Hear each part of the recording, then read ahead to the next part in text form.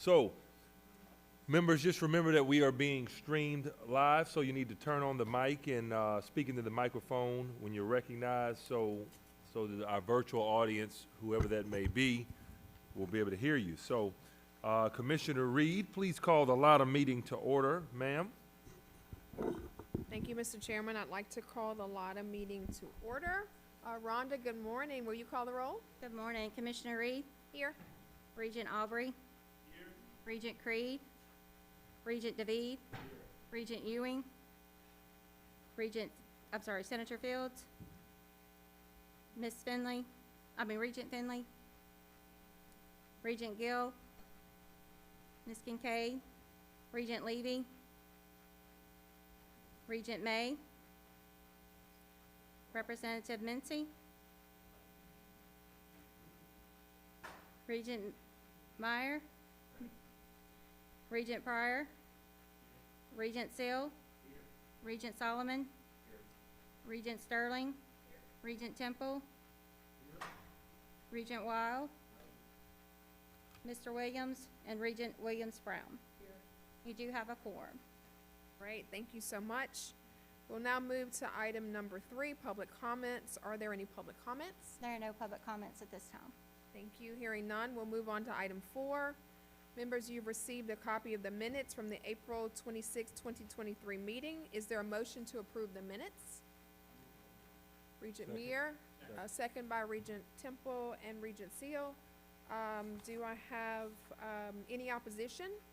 Any discussion? All in favor say aye. Aye. Opposed? Motion passes. Thank you. Now item 5, consent item. Dr. Boutte, good morning. Please proceed. Hey, good morning, Regents. Good morning, Commissioner. Regents, the first consent agenda item is approval of final rulemaking. This is to implement the provisions of the Secure Act and to add the applicable interest rates for the Start Savings Program. You do not have to approve the interest rates for the program. That is done by the treasurer, but they must be codified in rule. The next consent agenda item is approval of rulemaking, and this amends the ABLE program rules to implement the provisions of the acts of the legislature. This is Act 96. If you look at the bottom of the screen, it clarifies what Act 96 is in relation to. So it's where the refund or award amounts come from when an account owner or beneficiary dies. The third consent agenda item is rulemaking to implement the open meetings laws such that the Louisiana Able Advisory Council will be able to utilize the provisions of Act 393, and that gives us a certain percentage of meetings that may be held virtually, and it outlines the recommendations and the standards you have to meet for that. And the LOSFA Advisory Board, as well as the ABLE Advisory Council, has reviewed each of these items, and they recommend approval of all of them. Thank you. Is there a motion to approve the consent agenda items? Motion by Regent Temple, second by Regent David. Any discussion or questions? All in favor, please say aye. Aye. Any opposed? Motion passes. Dr. Boutte, is there any other business to come before the committee? No, ma'am. Speedy as always. Hearing none, is there a motion to adjourn? David, second by Temple. We are adjourned. Thank you all very much. Back to you, Mr. Chairman. Thank you. So now we're going to move into our committee meetings. And first up, we have the Audit Committee. Thank you, Mr. Chairman.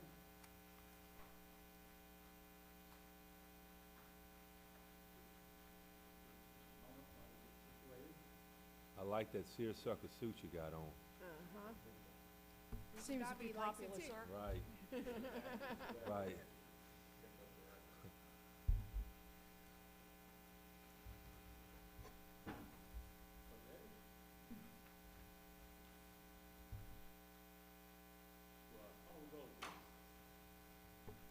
Yes, sir. Regent Seal. Here. Regent Williams-Brown. Here. Regent Aubrey. Here. Regent Ewing. Regent Levy. Regent Solomon. Here. Regent Wild. Here. affirmed, sir.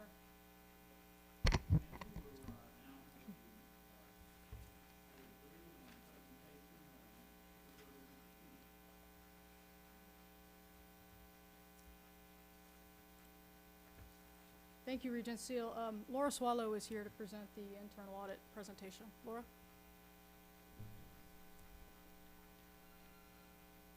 Good morning. Good morning. My name is Laura Swallow, and I am a partner with Eisner Amper. PNN combined with Eisner Amper in May of this year, so we'll talk a little bit about what that is and what that means for the contract, but my team serves as the outsourced internal audit function for Board of Regents.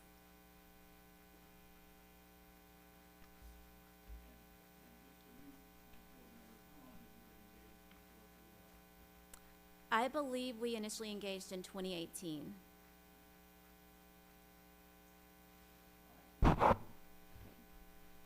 Thank you for the opportunity to provide an update on internal audit activities. We've got a couple of items that we want to cover related to some of the administrative items that go along with our contract, and then we'll give you an update as to where we are with fiscal year 24 internal audit activities. We'll start with the review of the internal audit charter. An internal audit charter is required under the Institute of Internal Auditors International Standards for the Professional Practice of Internal Auditing. That's the governing body that we follow in terms of carrying out our internal audit activities. And the Louisiana Revised Statute referenced here requires the establishment of an internal audit function at Board of Regents that adheres to the IIA standards. An internal audit charter is a formal document that defines internal audit's purpose, authority, responsibility, and position within the organization. And when we began our internal audit work with Board of Regents back in 2018 and initially developed the internal audit charter, we used the IIA's model internal audit charter as the foundation for Regents' internal audit charter to ensure that we align with best practices and we meet all of the requirements of the IIA in that charter document. The charter does require annual review and approval, and that was last completed in August of 2022. And PNN has reviewed the charter and does not recommend any updates or changes to the current charter. And I will note just quickly that the IIA is in the process of making some updates to its standards. Those updates are not expected to be communicated until late this year or maybe early 2024. So at that point in time, we'll take a look at the charter and make sure that it aligns with any new requirements from those standards, and we'll review and meet with all of you on that. But at this point in time, we're not recommending any updates. We have confirmed that we still meet all of the requirements as established in the standards.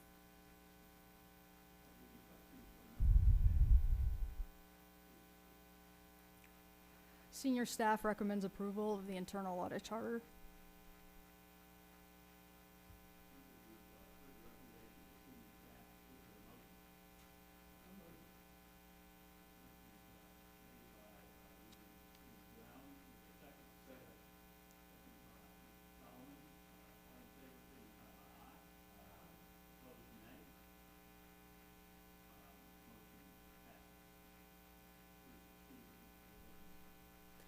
The next item that we wanted to cover is assessment of independence.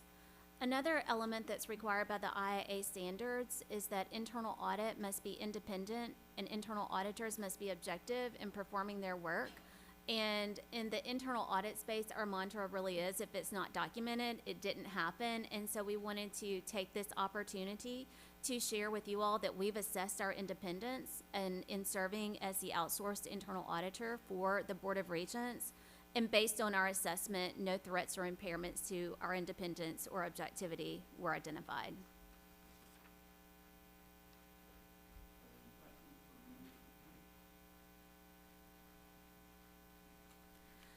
I also wanted to provide a brief update of our progress for fiscal year 24.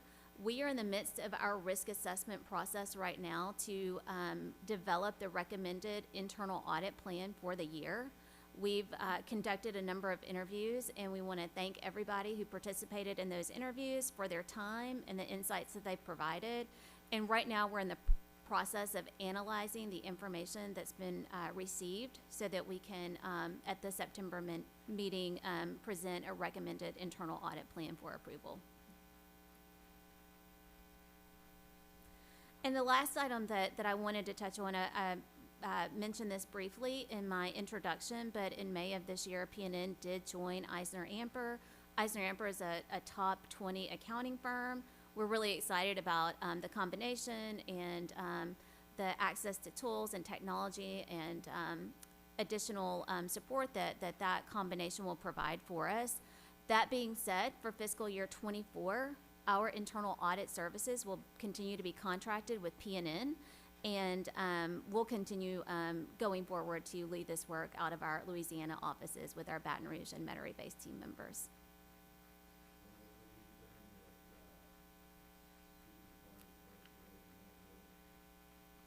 Absolutely. We'll answer to both.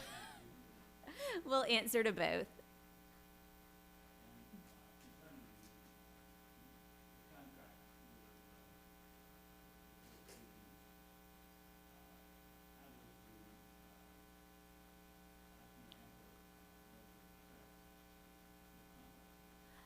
I would say the only impact to the contract is, at this point, we're still working on all of the vendor setup and registration and all of those things to be able to do business as EisnerAmper. So for year one, we're going to continue to engage as PNN. And historically, we would have entered a 3-year contract. And so what we would say is year one, PNN, and then year 2 and 3 engage as EisnerAmper. But the terms, conditions, fee, all of that would be the same.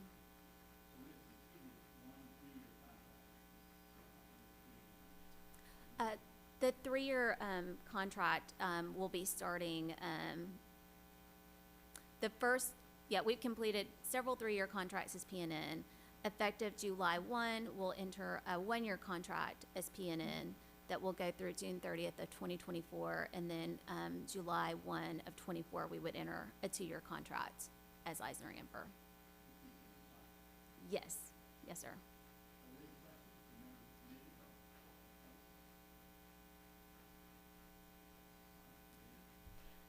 Thank you, Regent Seal. As Laura mentioned, Act 314 of the 2015 regular session required the Board of Regents to maintain and establish an internal audit function that adheres to the Institute of Internal Auditors Standards of Professional Practice. In 2018, we solicited proposals from 3 professional accounting firms to outsource Regents' internal audit function. Through this process, we determined PNN was the most qualified to lead our internal audit function. Throughout the past 6 years, PNN has become a valued partner to our agency, and they've always gone above and beyond to help us. Given our partnership and our excellent working relationship with PNN, we are requesting approval of a new contract to provide internal auditing services in fiscal year 2024. So senior staff recommends approval of the internal audit contract with Postal Waite and Netterville for fiscal year 2024.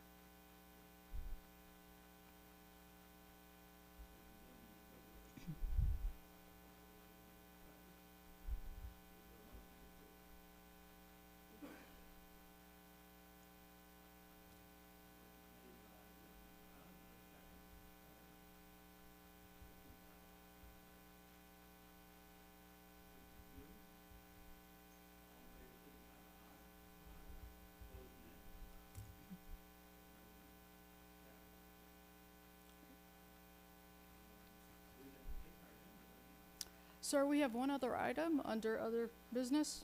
May I proceed? Yes, sir. Thank you. So we'll be talking about the Louisiana Legislative Auditor Management Letter that was released in June 2023. The Legislative Auditor's Office conducts annual audits of the internal controls, compliance, and financial reporting at all state agencies. The management letter we're presenting today covers fiscal year 2022. It noted one finding at LumCon regarding weaknesses in controls over movable property. The auditors found few instances where movable property was not tagged and recorded in the property control system within the required time frame. It's important to note that LumpCon was closed several months for Hurricane Ida during this audited period, which contributed to the delay in reporting that property. The auditors did not find any instances of missing property and did not express any concerns about misappropriation or fraud.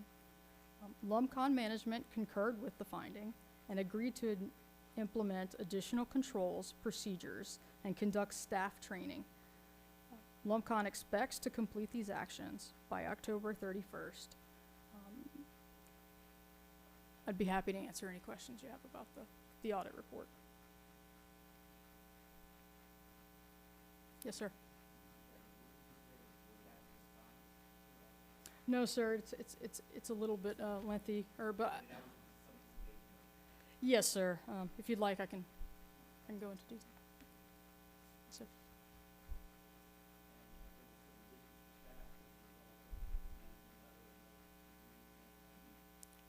It's my understanding that LumpCon is, and I'd hate to speak for them, but it's my understanding that they are actively engaging in filling some positions. That was the phone, that was the phone a friend look. Yes. Yes. That's it.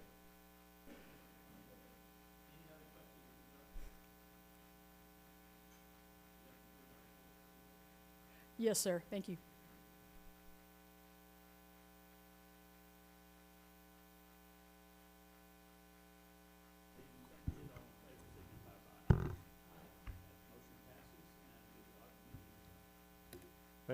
Thank you, Regent Seal. So, next up is the Academic and Student Affairs Committee. So, as they come, Regent David, please call your committee to order, sir. Thank you. I'd like to do so. Dr.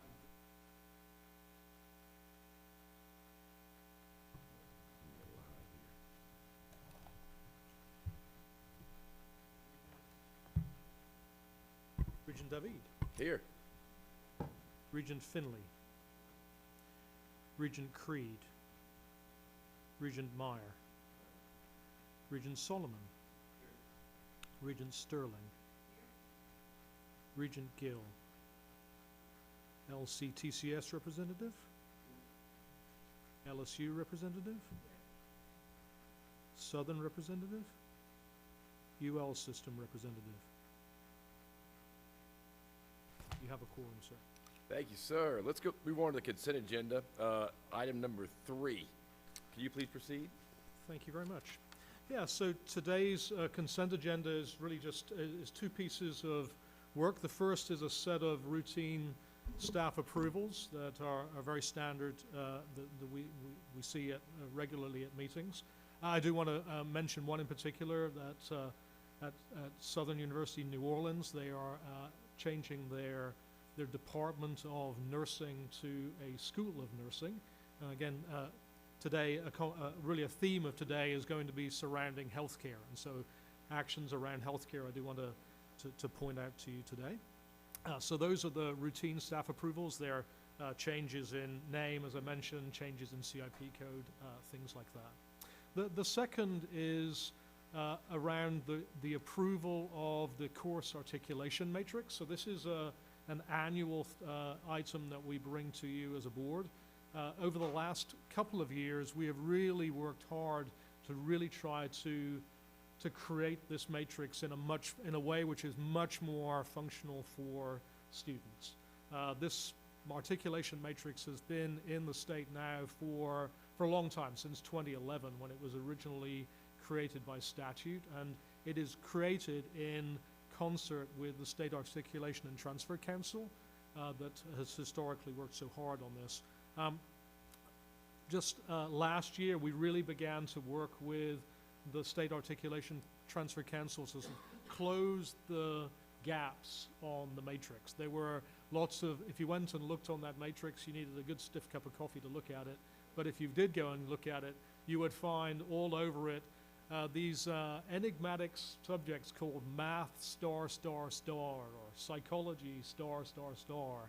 which basically meant almost nothing, at least as far as I can tell. And so we have, over the last couple of years, worked in concert with the State Articulation and Transfer Council and with our institutions to really hone in on exactly what courses are the transfer equivalents when students move from one place to another. We've made really tremendous progress. And so I really want to say a huge thank you to the institutions, to the members of the SATC Council, because that work is just really paying dividends. So it is now the case across all of our institutions that when it comes to general education courses, if a student moves from one institution to another and they transfer a gen ed course, if when they move to that second institution teaches that course, then it is transferred as that course. And if they do not teach that course, then that credit is honored in that category of the general education degree audit. So the student, sure enough, gets the course benefit in their degree audit for that course, even though, of course, that institution doesn't teach that course. So that's as strong as we can possibly make our transfer agreements when it comes to the general education. It's amazing how successful this has been. For all of our lives, we've heard these horror stories of someone goes from an LCTCS school to a smaller school to a bigger school, and this doesn't transfer. And our staff and this council has solved that problem to the 100%.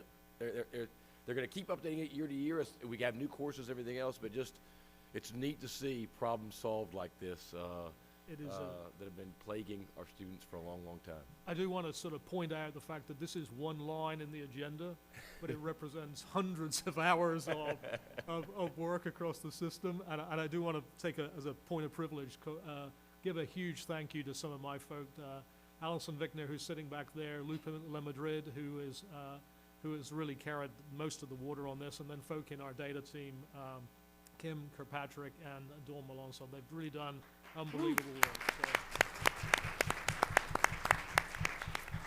And thanks to Dawn, very shortly there will be a dynamic matrix, so a way for students to go to a website that we will provide, and they'll be able to see which course, the course that they have, and all of the other institutions, and exactly what courses they transfer, and it's actually really readable by like actual humans as opposed to what we had before. So, Dr. Denley, completely separate from that, but a little bit when you talk about being online, if at our institutions, if a student is majoring in English and they have so many electives they're allowed and they have so many core courses they have to take,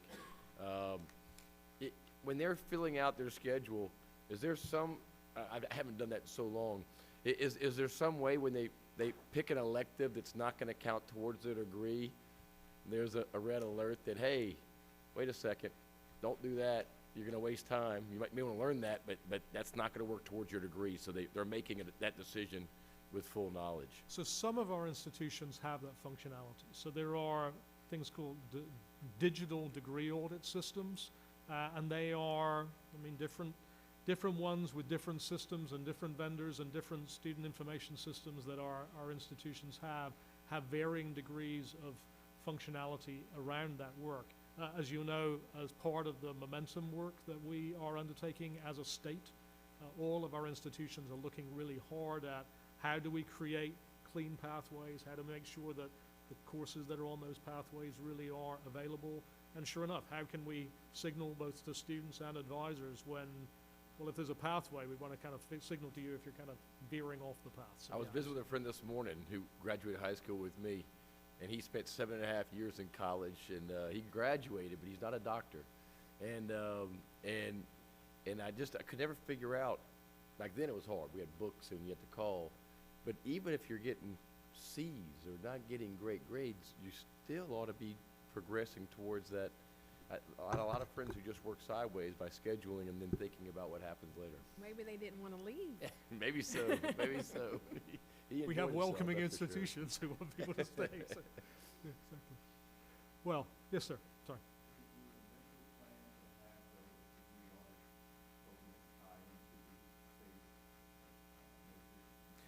Yeah, so the way the matrix is produced is actually as a digital, it's actually a digital artifact, and so all of our institutions are able to use that and embed that within their digital degree audits, absolutely. But, and, you know, just to not to hammer this home, but this has ramifications all across lots of the things that we're doing. So for instance, when we look at reverse transfer, now suddenly really being able to fill all the holes in the articulation matrix, there are people all over the state who now will be eligible to receive degrees that wouldn't have done before. In a few seconds you take your action. So it's important in all kinds of ways. So with that, let me recommend approval of the consent agenda. Is there, you had a question for you, Seal? One question. Yes, sir. A little unrelated. I have heard that University of New Hampshire is using AI to analyze transcripts, and it can complete the analysis of a transcript in 1 second. Is that a rumor, or is that maybe so? I have not heard that about New Hampshire, but certainly there are lots of things happening all across the country, and really trying to understand. The common theme is, and we are actually in a very, very almost a unique position across the country in the way in which we approach transfer. We have this the Regents course numbering system is, for want of a better word, a Rosetta Stone to allow us to know, I call it this, you call it that, and together we can all call it this thing in the middle. Does that make sense? And lots of states don't have that Rosetta Stone. And so to try to create a Rosetta Stone when you don't have one, people are resorting to, all kinds of different artificial intelligence and all kinds of other ways to try to recognize that. We luckily have what we have, which is useful. Thank you so much. Y'all, is there a motion to approve the items on the consent agenda? So moved. And a second from Regent Solomon. Any further discussion or questions? All those in favor signify by saying aye. Opposed, say nay. Motion passes. And for the academic programs on item 4, Dr. Denley, please continue. Thank you so much. Yes, so the theme of today is healthcare. And you'll remember last September when we brought all of our campuses' academic plans to you. I mentioned that across the state we have particular areas where we are really looking as a state to build capacity. We are looking to build capacity in education and making sure that we have the teachers that our schools need. We are building capacity in IT. I know I don't need to persuade you that we need more folk in cybersecurity and all kinds of different aspects of computer science and information technology, and we need more capacity in healthcare. And so that is the common theme for today, that many, throughout this year and throughout the coming year too, you will see many campuses stepping forward and saying, yes, we want to be part of that, building the state's capacity to make sure that the state's healthcare needs are taken care of. So first of all, the AAS in Emergency Medical Services at Nunez. So EMS is a really interesting part of healthcare. It is in fact the case that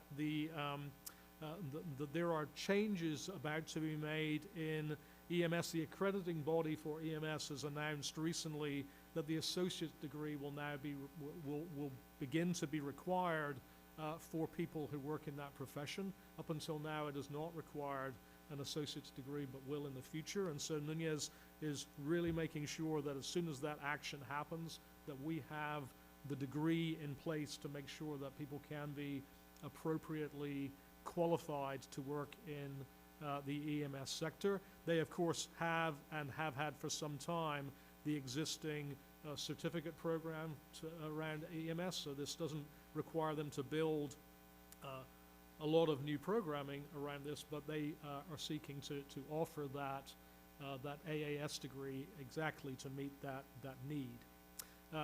The second program is the AAS in Medical Laboratory Technician.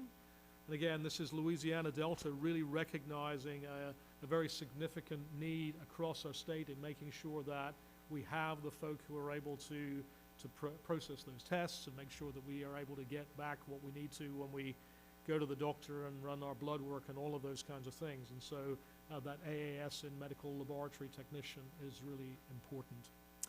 And then the third program is a BSN in nursing at Louisiana Tech. So this is an RN to BSN program. So just to make sure this is clear, so an RN to BSN program allows a student who has an associate degree in nursing, who is already a licensed RN, to be able to go through some additional education and then go build that out to a bachelor's degree in nursing. All of our hospitals all across the state are clamoring to have bachelor's trained nurses. Currently that proportion is around 60%. I think in most states they're looking for that to be closer to 80% rather than 60. And so it's an all hands on deck kind of approach to make sure that we are able to create, of course, those graduating bachelor's nurses, but also are able to create the opportunities for associate trained nurses to be able to complete the rest of their bachelor's degree should they choose to. And so, again, a huge thank you to Louisiana Tech for stepping forward to add to their existing associate program to create that opportunity for both graduates of Louisiana Tech, but also graduates who have associate's degrees from all over the state to have that opportunity to be able to complete their bachelor's degree. So with that, again, senior staff recommend the approval of those academic programs as presented. Regent Ewing, any comment? You want to I vote think maybe there's first? Well, and I do want to make sure if you want to hear from I think President. Regent Yes, Oh, Ewing. okay. But we- Does we- it- You know, what was it, about 3 meetings ago, we had a really good presentation on the need for nurses in our state. It is universal all over the country. Well, you know, you can read articles and reports. I read a book the other day about projections for the 21st century, and they talked about the great need, the number one pressing need will be that in healthcare and personal services. It is so fitting that today we are right on target with the 3 things that we're approving, and because of its importance, our president of Louisiana Tech has come down here, Dr. Geis, and he is back there, and I'd like to stand up, Dr. Geis. Dr. Geis attends to everything. I mean, if it's a student need, if it's an academic need, whatever it is. But if you don't mind, can he just express a little appreciation or a comment or Very two? much appreciated. But I don't know where we are, and do we need to go ahead and approve this? I'm feeling pretty good about the approval process. Okay, if you feel real good, because I think his comments would be, One to nothing with many extensions. Thank you, Regent Ewing, and thank you, Board, Commissioner.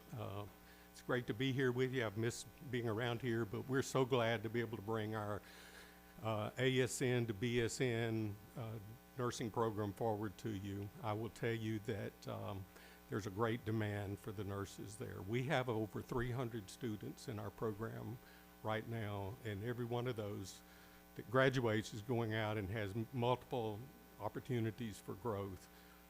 50 years of excellence in nursing at the Louisiana Tech campus, and we're ready to expand to meet some of the needs at the BSN level. We've got a plan in place. We've got a unique program with our nursing program. We actually have another bachelor's program called Health Informatics and Information Management, which begins to give some of the technology exposure to our nursing students that's going to really help them be ready in this next century in processing all the data and understanding how to use that to make decisions.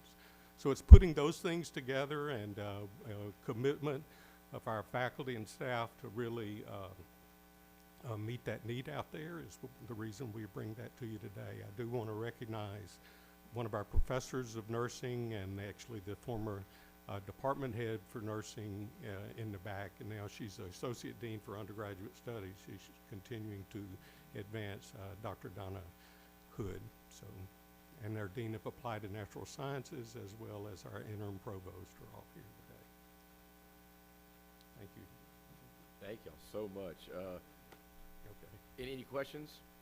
Y'all have heard the recommendations of senior staff with respect to these 3 healthcare-related academic programs. Do I have a motion to approve them? So, we have a second? Second. Any further questions or comments? All those in favor signify by saying aye. Opposed, say nay. The motion passes. Thank you so much, and thank you for being here, Dr. Geis. And thank all of you for being here. Any other business for the committee? Hearing none, is there a motion to adjourn? And a second? All right. Any opposition here? Hearing none, we are adjourned. Oh, we lost our fearless leader, but we have Regent I am the Solomon here. backup fearless leader. Hey, but as we found out last meeting, if you're gone too, they let me go back in charge. I enjoyed that. I can step out if you wanna do it. Just, All you gotta right. get the gavel though, that's the key. Thank you, Regent David. Now moving on to the Research and Sponsored Initiative Committee meeting. Regent May, will you please call your committee to order? Thank you.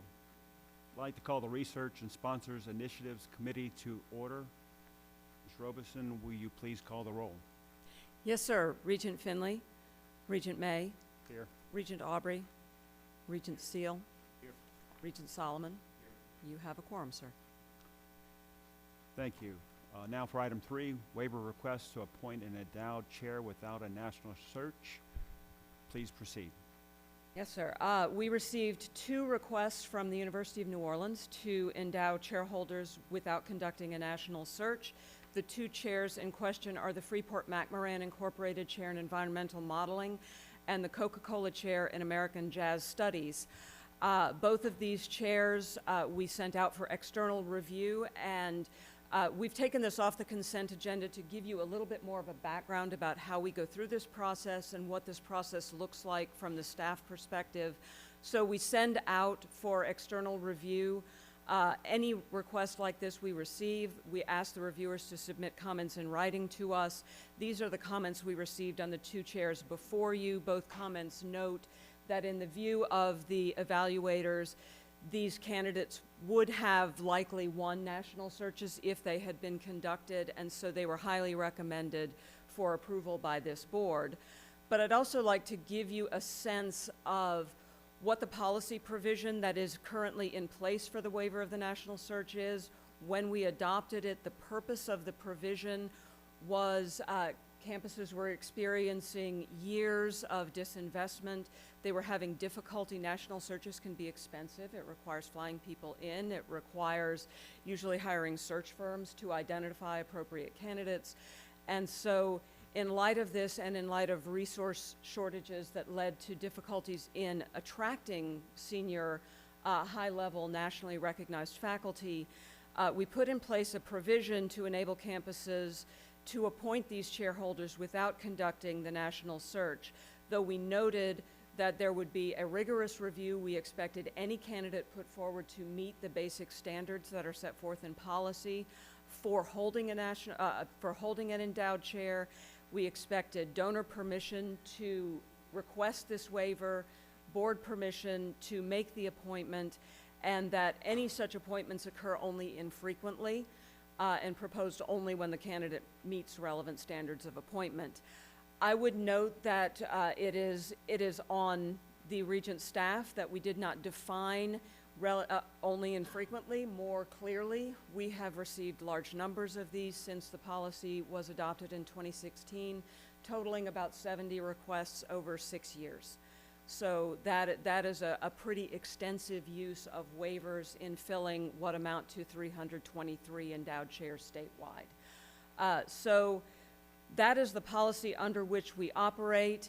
Based on the reviewer assessments, though, the senior team does recommend approval of the 2 requests from UNO. We will continue to study this policy provision and plan to bring recommendations to amend this policy provision to provide more definition and more constraint around this provision going forward.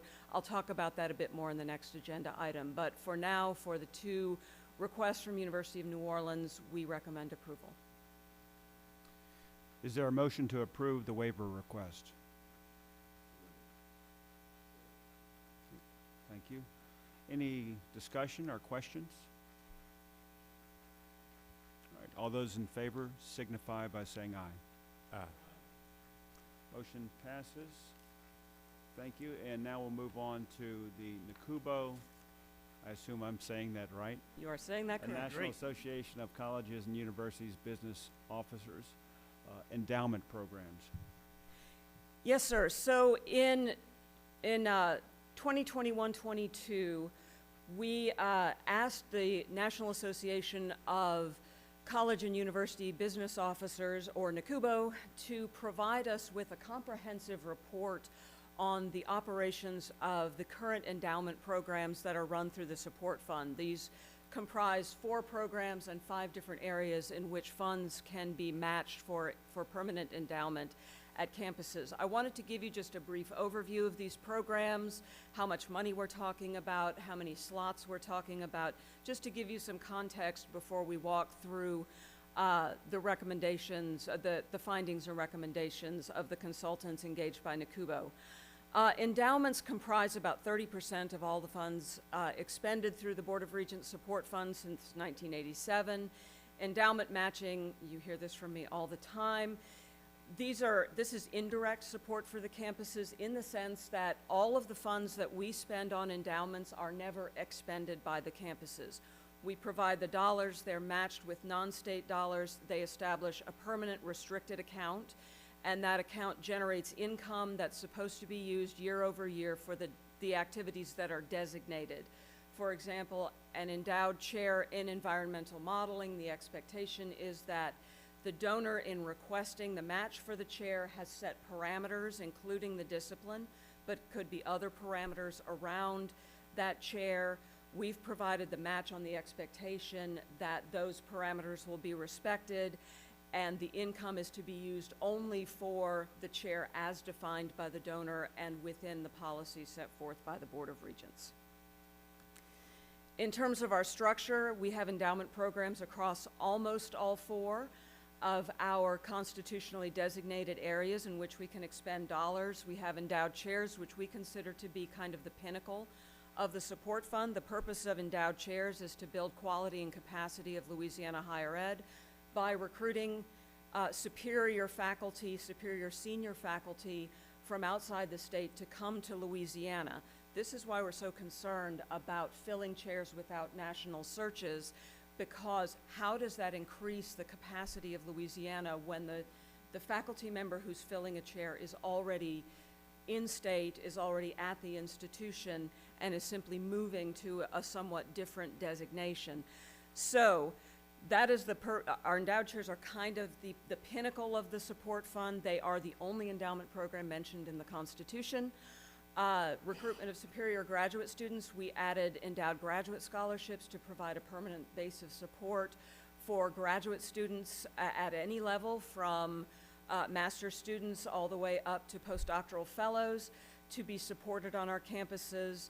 And then in the enhancement component, which is our broad-based component to enhance education and research on Louisiana campuses, we have our endowed professorships, which is the only non-competitive program, which as a subcomponent contains first-generation scholarships, and our workforce scholarships program, also created in 2015 to provide scholarships on the 2-year campuses for the workforce programs that lead to 4- and 5-star jobs. In terms of how we've expended across the 4 categories of the support fund, as I said, endowment matching comprises 31%, but it's important to note that that 31% is equivalent to a little over $300 million. By 21-22, we allocated about $5 million more in match in 22-23, so that will be added in to that total. In terms of the 5 programs I mentioned, the 4 programs, 1 sub-program that I mentioned, you'll see we have a very large number of endowment slots across the state, about 3,500 endowment slots that have been matched to date. The vast majority of these slots are endowed professorship slots at 2,600. The second largest is in endowed chairs, 323. Endowed chairs are $1 million, $1 million minimum. Endowed professorships are $100,000 minimum. So you can get a sense of why we have so many in one and relatively fewer in another. It's important to note that about 3,000 of the 3,500 slots we have are for faculty support and not scholarship support. In terms of the total number of faculty we have in state, this provides enough endowment slots that about 45% of all faculty in the state, public and private, public and Lakeview member campus private, can receive a faculty endowment through the support fund matching program. So that makes us one of the largest endowment programs in the country. That brings us somewhat out of line with the way other states, other institutions, other systems of higher education deal with endowments. And that makes it makes it very important that we align what we do with what the support fund in general is trying to do. The current market value of just the endowments, the corpus value is $764 million. This is the amount that's protected, can never be touched. The market value is $1.15 billion. And that's as of fiscal year 21-22. We will get new data in October, and we'll provide an update in January on market value, vacancies, and all of that information. That means that the endowment programs by themselves are almost as large as the trust fund that funds the support fund on an annual basis. This is a massive, massive program. As I said, one of the biggest in the country at 35, 36 years old, one of the longest running in the country. We're one of the very few public endowment matching programs that did not stop or suspend operations during the Great Recession. In terms of what we asked NACUBO to do, I think you can see from the overview that it's very important to regularly check in on these programs and make sure that they're operating as they are supposed to operate. They're accomplishing the goals that we're looking for them to accomplish. So we thought the best way to do this was to hire an external firm to conduct this study on our behalf. We provided all of the data. We gave them a charge that they were to look at everything that we could give them information on, our policies, our processes, the reporting that we receive annually, and any analysis of data that we had conducted that campuses were willing to provide to us to recommend a sustainable management structure. When the support fund was created in 1987, there was no way they envisioned that the endowments by themselves would be over $1 billion in market value and comprise 3,500 slots and growing each and every year. This is an issue because the way that the support fund is managed, our management budget is set in statute as 3% of the average of the last 3 years' expenditures, which means we're always, in terms of staff, tracking our expenditures in the support fund, but that is without considering that $1.15 billion in market value that the endowments represent and those 3,500 plus and growing slots that we are expected to manage and oversee every year and on a constant basis. We asked the consultants who were engaged by NACUBO to meet with any kind of stakeholder that we had across the state, and they convened numerous meetings, all virtual, of course, because it was still COVID times, but they convened diverse stakeholders across the state. We asked them to meet with everyone from donors to chief academic officers to foundation officers. They themselves requested to meet with enrollment and financial aid officers so that they could look at how the scholarships are distributed and how the scholarships are used. This gave rise to one of their more significant recommendations to us, which we'll cover in a minute. We asked them to meet with all of them, all of these bodies. We asked them to meet with us. They met with us numerous times. We answered 1 million questions, provided them with all manner of data, and that is all of which is what informs the report that we bring to you today. What the panel did was they identified strengths, challenges, and then provided recommendations across a very broad spectrum. So all I'm giving you today are the broadest brushstrokes of the report.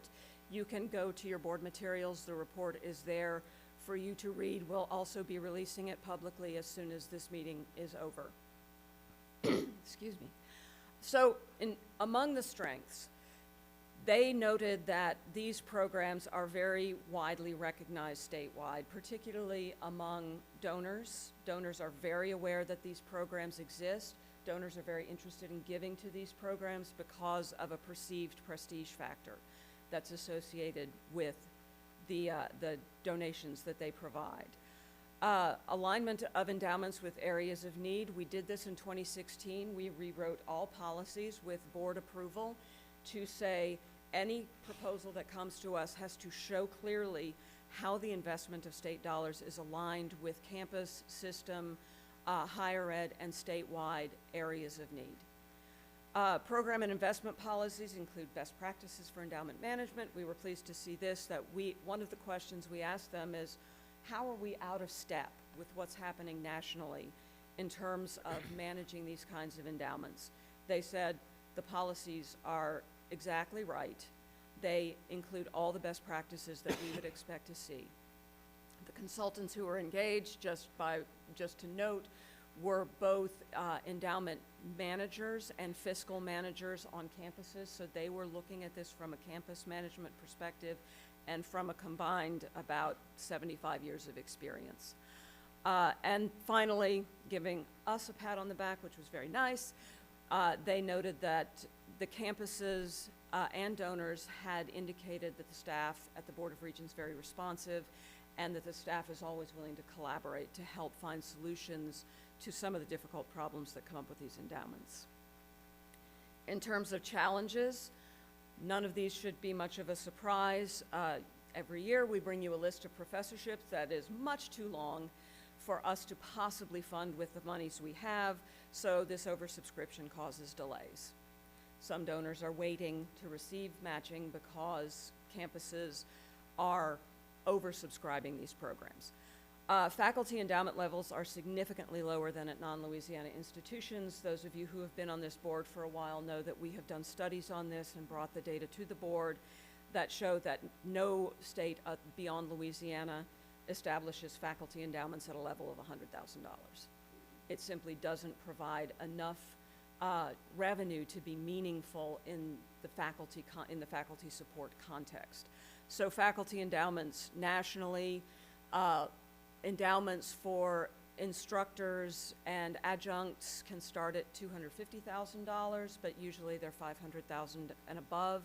And at the upper level, at the chairs level, at $1 million, we are not competitive with most states, but our neighbor to the west, Texas, is at $7 to $9 million in terms of the chairs, especially STEM chairs. You can get a history chair for $1 million. You can't get a STEM chair for that at most other places in the country, which makes us, because faculty is a national market, faculty recruitment's a national market, it makes it difficult for us to compete for those really superior faculty that we want to see coming into Louisiana.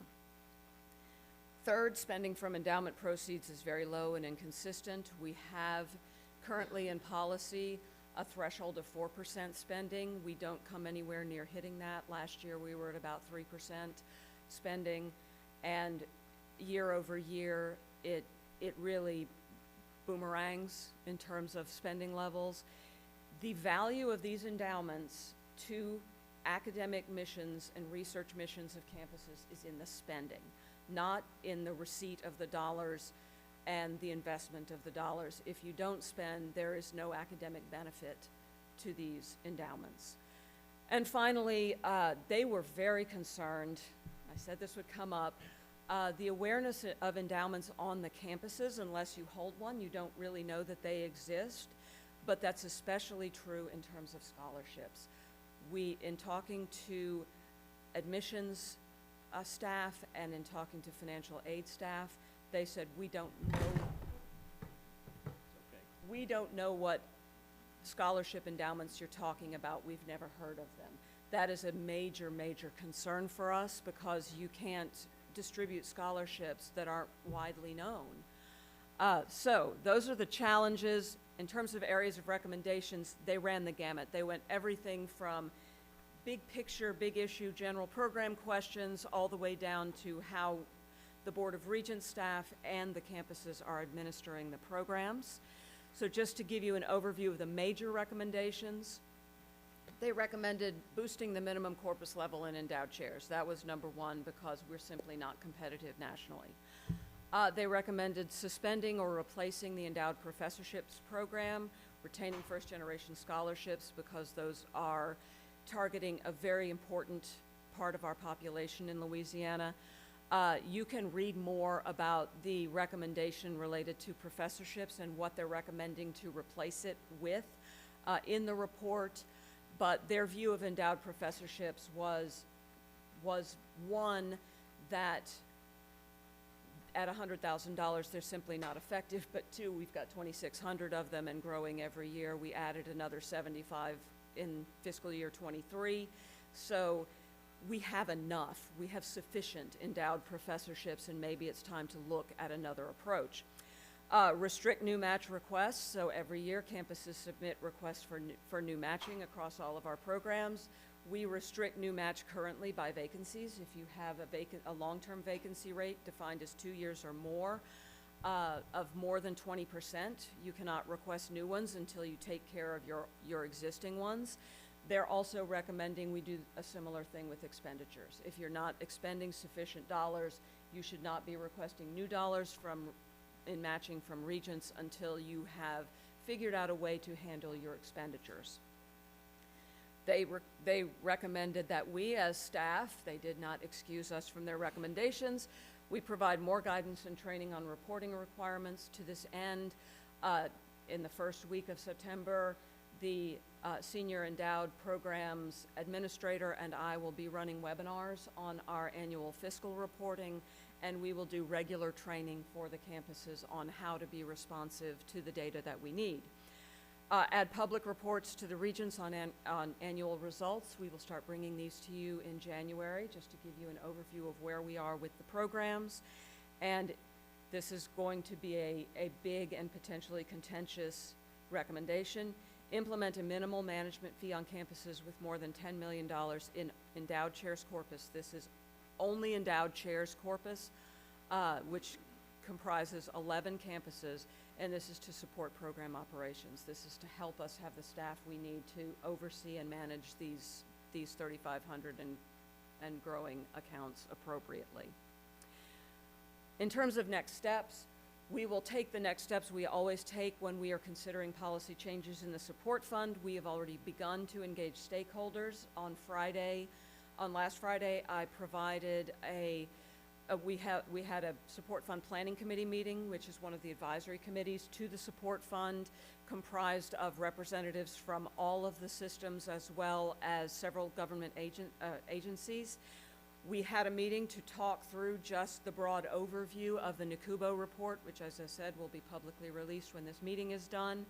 And we started talking about the recommendations.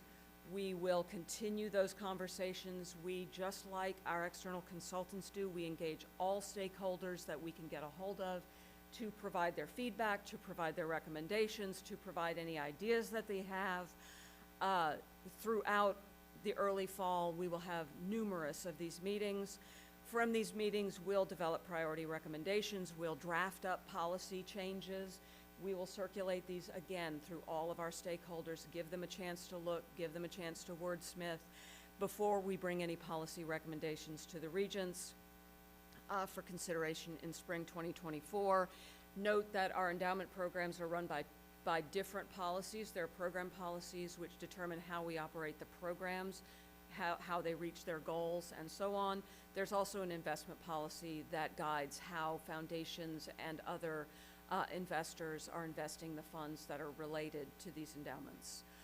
So with that, I understand that Supervisor Warner would like to say a few words about this, so I will turn Thank the you, floor over Mr. to Chairman, her. if that's agreeable. Yes, thank you, and this is, I wasn't even prepared for the depth of this report, so thank you so much. And I was just asked from the LSU administration, who came in during COVID as this work was being done, that just to reiterate LSU's willingness to be involved in these conversations, that, you know, there are some ideas that they'd like to bring to the table. So I'm so glad to hear that, you know, people have already been convened, and that I probably can assure that from the president's administration, you'll have robust input from LSU, because I even see we're behind our neighbors to the east, and, we're kind of used to the west, but the east, that's very concerning. So we want to be sure that we are contributing to the conversation in every way and looking at the best solutions for not only the flagship university, but every tier of universities in colleges in the state. So thank you for that, and that's really what we just want to be at the table. Thank you. I appreciate that. We always appreciate, LSU always gives us strong support and strong feedback, so I appreciate their willingness to join us in this again. And are there any questions? You mentioned there was a recommendation that we're gonna do away with professor endowments. Yes. That's just a recommendation That at this is- point. Is it our recommendation, or did that come from a larger committee, or? We'll have to go through the process of discussion with stakeholders before we make a determination of what the staff will recommend forward. It is a recommendation that's come before this board in the past. Back in, I want to say, 2011, 12, staff brought recommendations. It was not me at that time, but staff brought recommendations to change the way that we do the faculty endowments by a tiered system. But at this point, I can't speak to exactly how we will respond and what we'll be bringing to the board in the spring. We'll wait and hear what Is the reasoning behind that we do not have the match to fully fund these, or is it because we do not think that is the most effective use of our dollars? The rationales were twofold. One is that this is not the most effective use of what amounts to $2 million a year and a growing body of permanently endowed professorships. But because they're at $100,000, they spin off $1,500 a year, maybe $2,000 for faculty use, and that is a conference. You all know that's one conference. So that amount of money is not sufficient to provide a boost in the way that we would like to boost faculty performance. In addition, again, it's not comparable to anything that's going on in the country.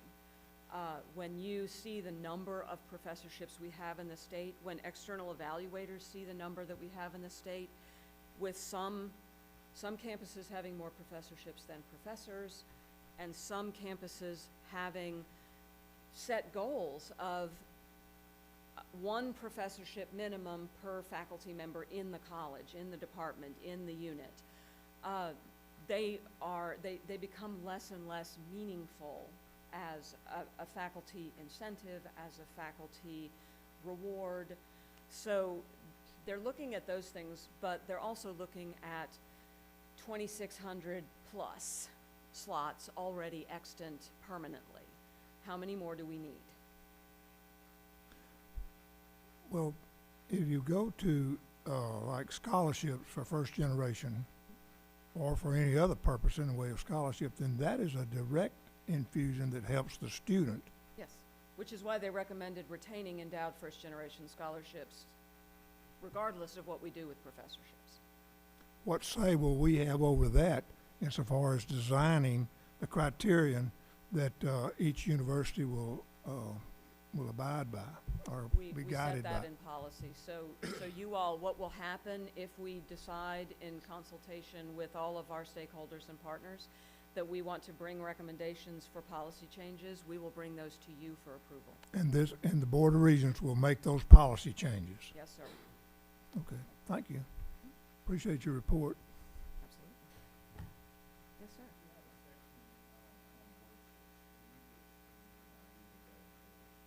Right, we have a designated program for endowed two-year workforce scholarships, which provides, it's the only program that provides 50-50 match, and it's to support workforce programs on two-year campuses that support 4- and 5-star jobs. We have a list of eligible disciplines in the policy of what that entails, and we adjust that list based on workforce commission data as well as discussions with LCTCS personnel.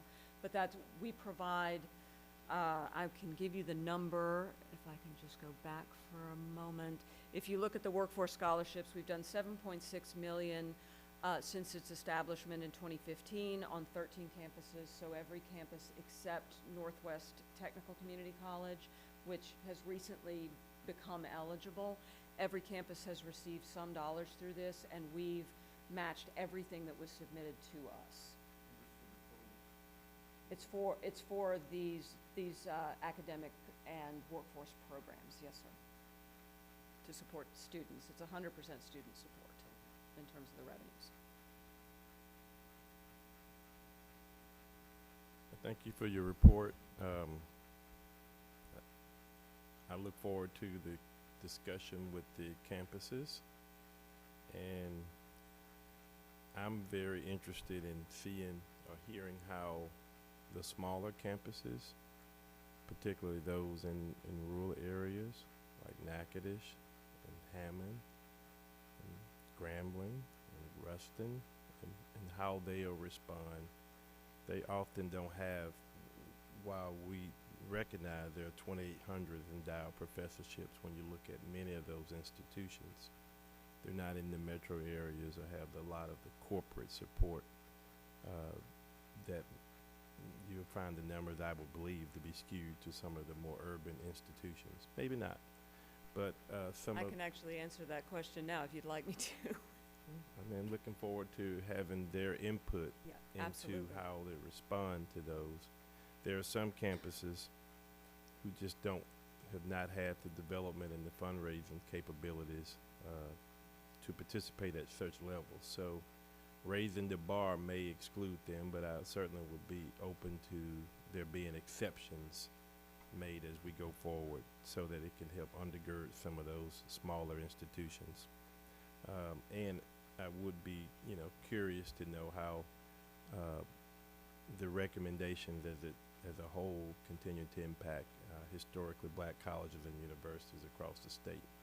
They as a whole tend to have smaller endowments than many of these other peer institutions as they are classified according to the Carnegie classification. So Yes. I look forward to participating in that, and but I do think it's a very good exercise. My only question is, do the recommendations include those funding or endowments that are held by the institutions and the respective foundations, or just those that are allocated to the state agency themselves?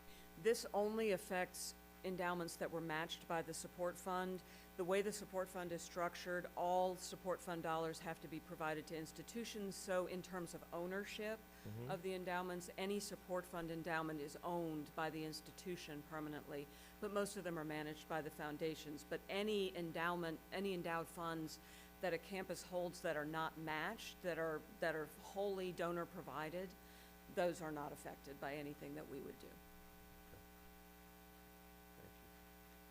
Do you have an idea of how much support the foundations do offer in student scholarship as a general amount, or?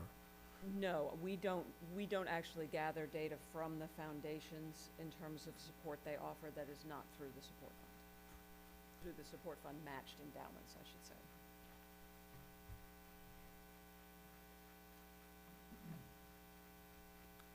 Any further questions?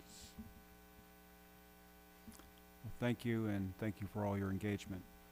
Is there any further business to come before the Research and Sponsored Initiatives Committee? No, sir. Hearing none, motion to adjourn. Motion by Regent Arbery, second? Second? Meeting is adjourned. Thank you. Thank you, Regent May. Members, we're now going to break for lunch in the room next door. We're going to reconvene here around 12:40, let's call it, for the remaining committee meetings and our board meeting. So see you back at 12:40.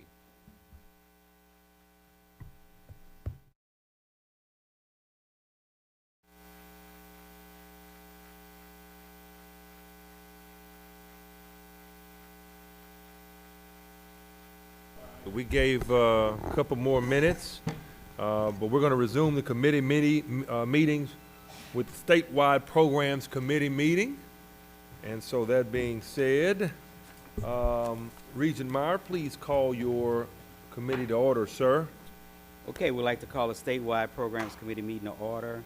I would like to ask Dr. Boutte to call the roll. Yes, sir. Regent Meir, Present.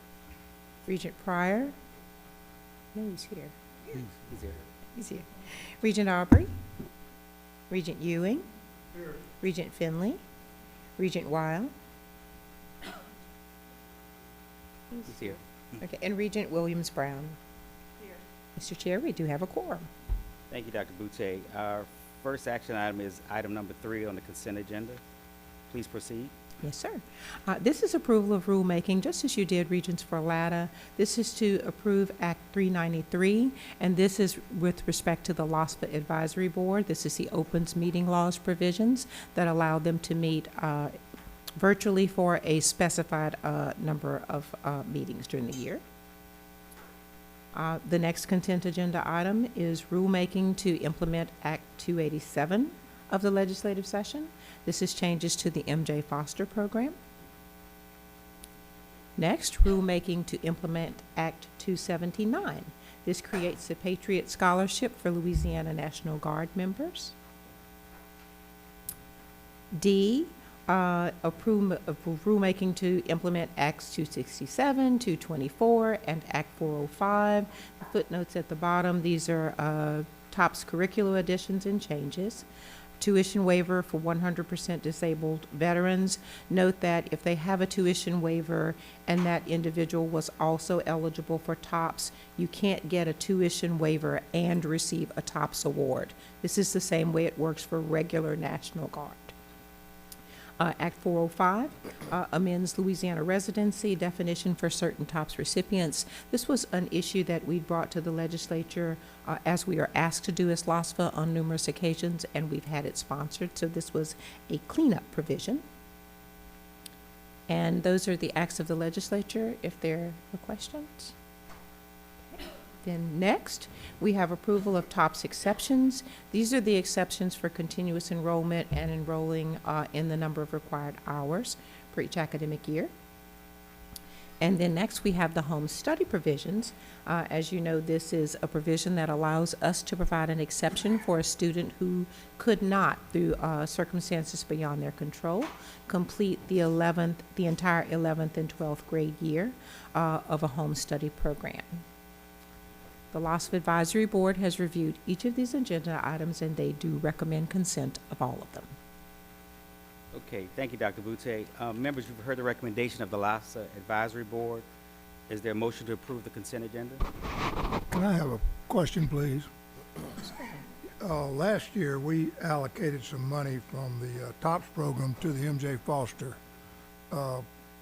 Promise program, as I recall. $1 million, and that was from money that I guess, wasn't used by TOPS. Am I correct about that? We didn't. MJ Foster had its own appropriation, and so we were able to use just MJ Foster So we never dollars did last that. year. We did Okay. not.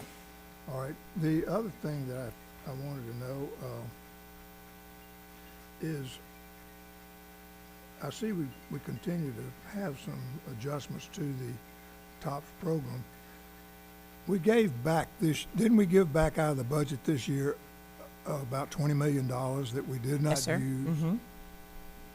And I know this is a little off the subject, but I thought about that a lot, and I think you pointed out there was a very small percentage of the cost of going to college that is covered by even those that get the top amount. Yes, sir. From the tops. Should we be given consideration about upping the amount of money that is available for those scholars that do achieve TOPS certification and that go to our state universities? It would be within your purview as a board. But to that give back makes- $20 million Yes. and then sit here and talk about how we're losing some of our top students to other universities in the country, and I mean, I know of an example right now. A really sharp student in our area knocked the top out on the ACT and everything else. They're getting a free ride at another university. that's our competition for the very top students that we have. Yes, sir. And I just wonder, we ought to think about giving more of an incentive to, because they can go somewhere a lot of times for a lot more money or a lot more support than we're able to give them. And yet we don't have the number of applicants for TOPS, and it's because of the draw from other states, whether it's Arkansas or wherever. Is that an agenda item that we should be looking at? Are we using the money, or do we need to be giving it back, or? So, as Dr. Butte mentioned, the entire conversation about TOPS, the amount of money that students are receiving from TOPS, the fact that students are passing on TOPS but going to school part-time instead of full-time, the requirements for TOPS, those things sit within this board's purview to make recommendations to the legislature. So we do have an opportunity to ask Dr. Butte, Dr. Denley, and others to bring a set of recommendations or to review a set of questions for this board to discuss and to review. There have been other questions about what do we want to do about TOPS, where do we want to head with that $300 million plus investment. And so it's absolutely appropriate for us to do that. So what we'll do, Regent Meir, Mr. Chair, and Mr. Chair, is if there is interest in that, we'll be more than happy to collate a series of questions and then bring together the right stakeholders and staff to begin to look at that and bring those recommendations to you. More than happy to do that. Well, I guess, do we know what happened to that $20 million? Did it go back into the general fund, or did it go into our account, or where did it go? We asked, Matthew's here, but go ahead, Matthew. He got it. Yeah, he got it. He got it, absolutely. Short answer.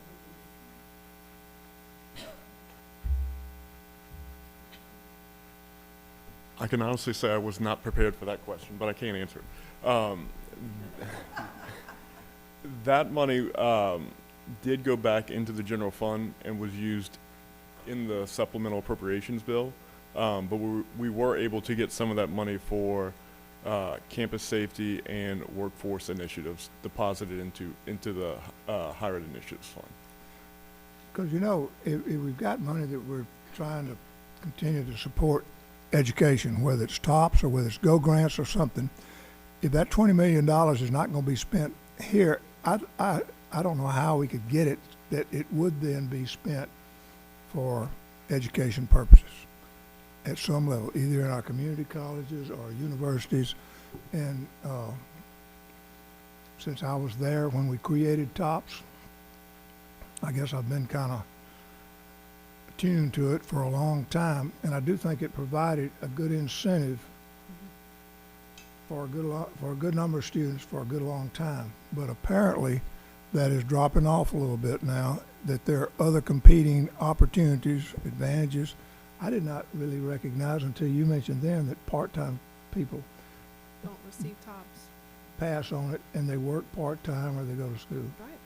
I would think, since we know how many of our students have children now, that's the reason they're just doing part-time. They got to make a living sometime, and TOPS is not enough to carry the load.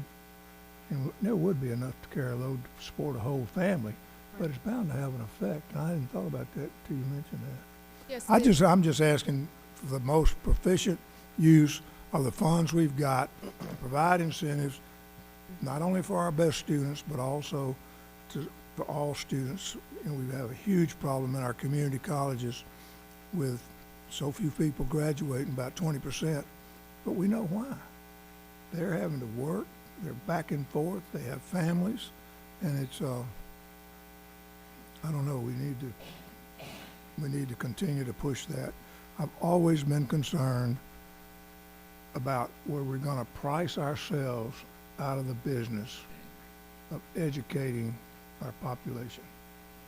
And I sometimes think we're on that verge. In fact, it's a national problem too.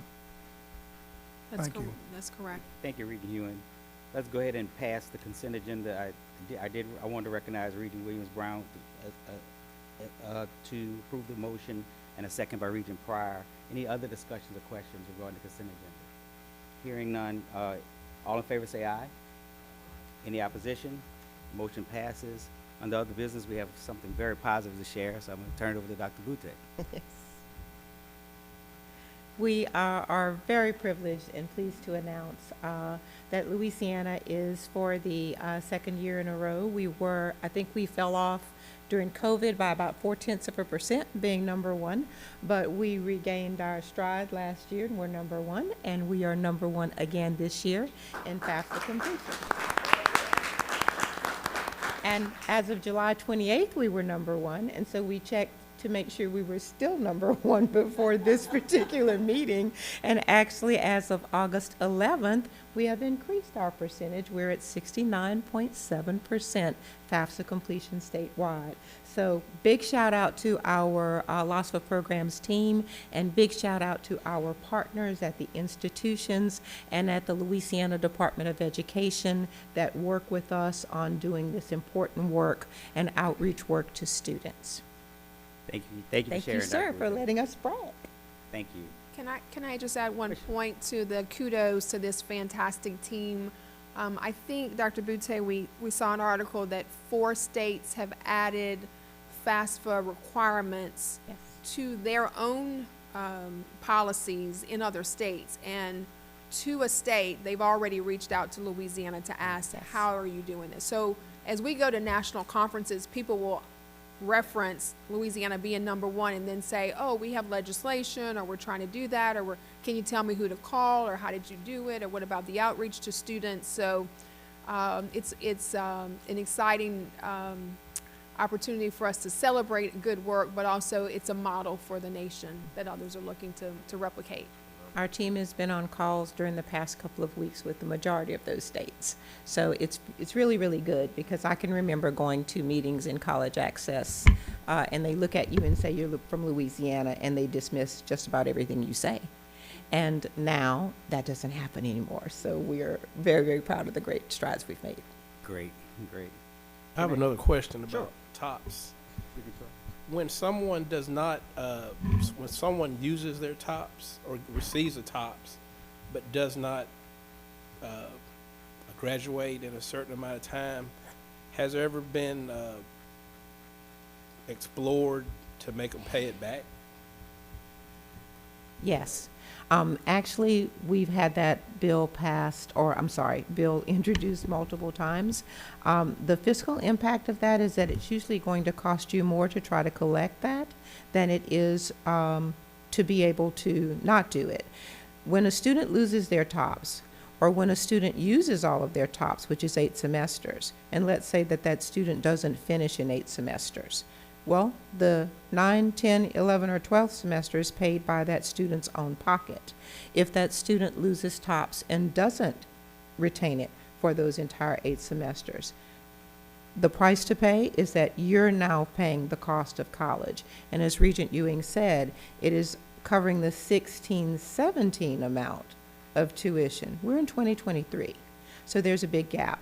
We did some research, because that question came up, to see what happens with students that either exhaust it or lose it, and we found that over 80% of them are either completing on their own or still enrolled.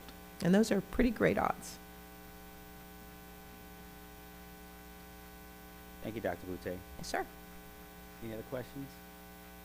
If not, is there a motion to adjourn the statewide programs committee meeting? Motion by Regent Pryor, second by Regent Wild. Any discussion, questions? All in favor say aye. Any opposition? Meeting's over. All right, thank you. Next up, Planning, Research, and Performance Committee. As they make their way up, Regent Williams-Brown, please call the committee to order, ma'am. Committee to order. Dr. Craig, will you please call the roll? Yes, I will.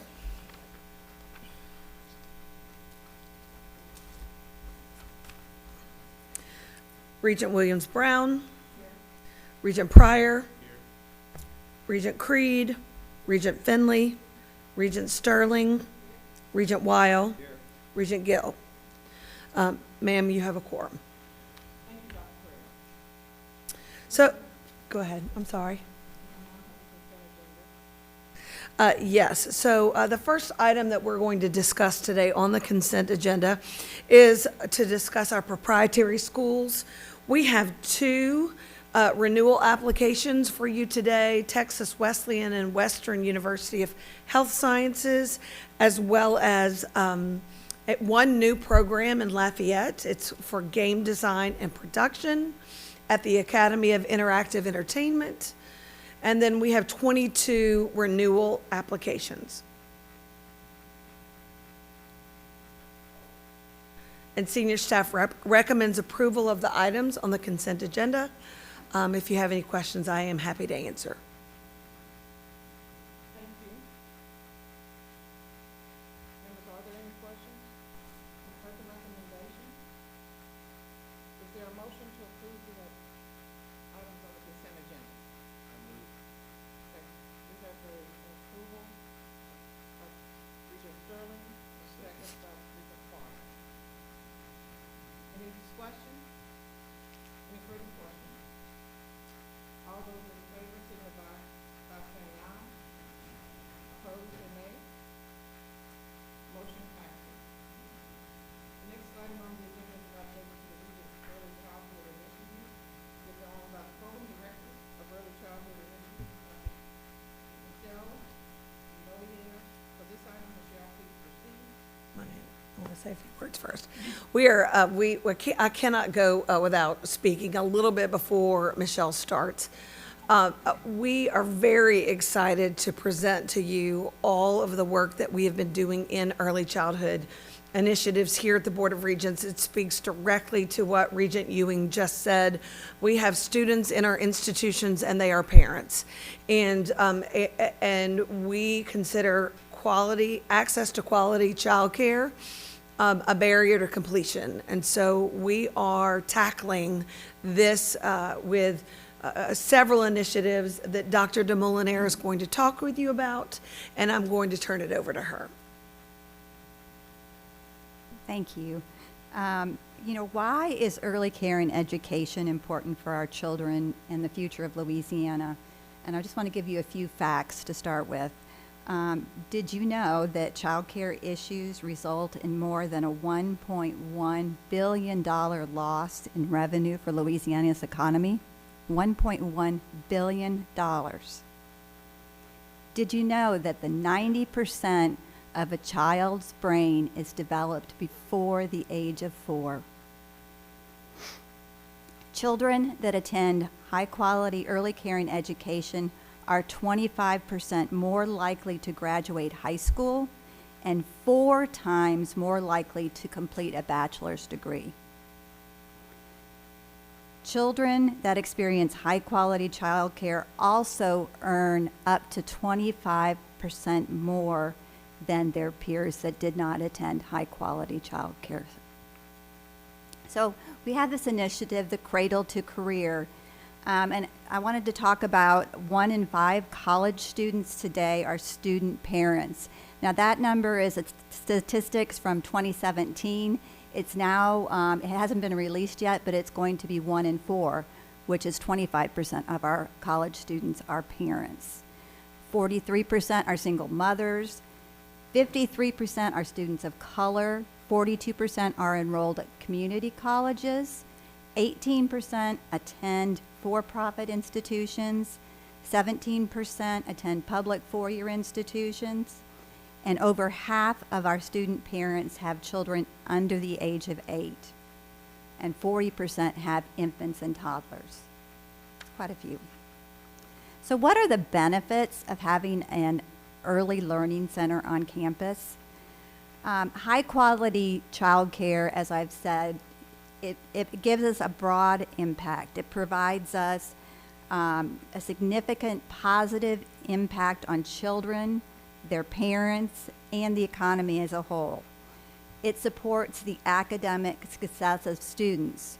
We know that on-campus early learning centers can offer support for students with children, allowing them to focus on their studies while ensuring their children receive high-quality care and education. This support can contribute to improved student retention rates and academic success. Parenting support. Being a parent is difficult, especially if you are a student parent and trying to juggle school and family life. The establishment of an early learning center on campus provides valuable resources for parenting support and education for parents. Parent workshops, seminars, resources on child development, effective parenting techniques, and family well-being. It also provides comprehensive services for low-income parents. Many of our students on campus that are working, have families, children, and are low income, the campus child care centers include financial counseling, access to social services, medical, referrals for community resources, thereby assisting our students overcome any kind of potential barrier to their education and career development.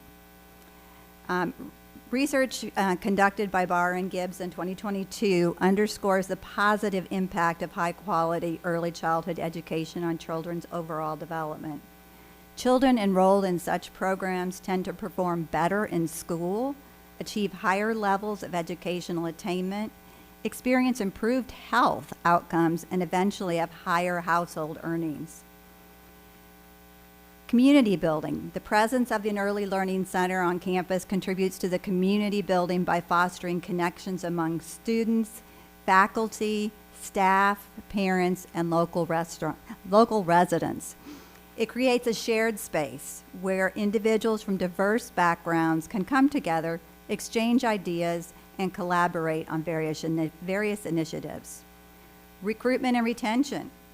The availability of on-campus child care services can play a pivotal role in recruiting and retaining our students and student families, faculty, and staff. Educational opportunities and professional development. On-campus early learning centers can serve a practical learning environment where we can help our future teachers learn about early childhood development. Knowing the value of quality early care and education on campuses and the systemic issues that can sometimes become barriers for our student families, I found that it was important to bring our campus early learning centers together, and so we formed a Campus Early Learning Center Collaborative. The Campus Early Learning Center Collaborative is a partnership with all of our campuses in the state to disseminate best practices, research, funding opportunities, and any other special needs that would fall upon a campus early learning centers. Some of the topics we've discussed are business practices, marketing strategies, student retention, state and federal financial grants, navigating the complex reimbursement funding streams, how to braid finances and financial funding, increasing the capacity for all of our students, how to provide wraparound supports, current policies and laws that are in effect for Type 3 early learning centers. We talk about early childhood curriculum, educational programs, and support services. In our early childhood collaborative, members include the Louisiana State University System, Louisiana Community and Technical College System, the Southern University System, and the University of Louisiana System. And so I'm going to talk a little bit about some of these individual centers. At LSU in Baton Rouge, we have a center, the Louisiana LSU Early Childhood Education Laboratory Preschool, with an enrollment of 192 students, and it is full, infant through pre-kindergarten. LSUA Children's Center, infant through pre-kindergarten, enrollment 82 children. It is full with a waiting list. For the Louisiana Community and Technical College System, we have a center at Baton Rouge Community College. It's a Head Start program with an enrollment of 20 children. It is full with a waiting list. Delgado, infant through pre-kindergarten with an enrollment of 83. It is full with a waiting list. Delta Community College serves preschool only, enrollment of 15, and it is currently full. Our Southern University system in Baton Rouge, birth through pre-kindergarten, has an enrollment of 88, and it also is full with a waiting list. Our next, yeah, it's awesome. Yeah. We've been working on that. Yeah, they had a space issue that we were able to change their enrollment from 66 to 88 to serve an additional 22 children, which was a big win for us. Suno, we were very excited. Suno had a space that was just newly built facility, gorgeous building, huge, that has been sitting empty, that we were able to work with a public-private partnership on the Suno campus with Wilcox Academy, and they will be opening fall of 2023. And it's going to be a birth through pre-kindergarten program with enrollment of over 150 plus children. Rochelle Wilcox, the director of Wilcox Academy, was the inaugural Center Director of the Year for the Louisiana Department of Education. She has also brought in several national organizations to the Suno campus that have provided a much-needed support for that particular facility. So we are really excited to see Suno grow in New Orleans. The University of Louisiana system, we have a facility at Grambling that has been closed for the last several years. We are hoping to reopen the Grambling institution. It will be birth through kindergarten with an enrollment of 66 children. Louisiana Tech University Child Care Center has 3 and 4-year-olds, has an enrollment of 34 children, and it is full with a very long waiting list. Nichols, Little Colonel's Academy in Thibodaux, has children 6 weeks to 6 years with an enrollment of 99. Now, this particular facility has done wonderful things. They are, like I said, an enrollment of 99 with a plus 200 waiting list, are in the process of opening up another facility on the other side of campus to house another 150 children.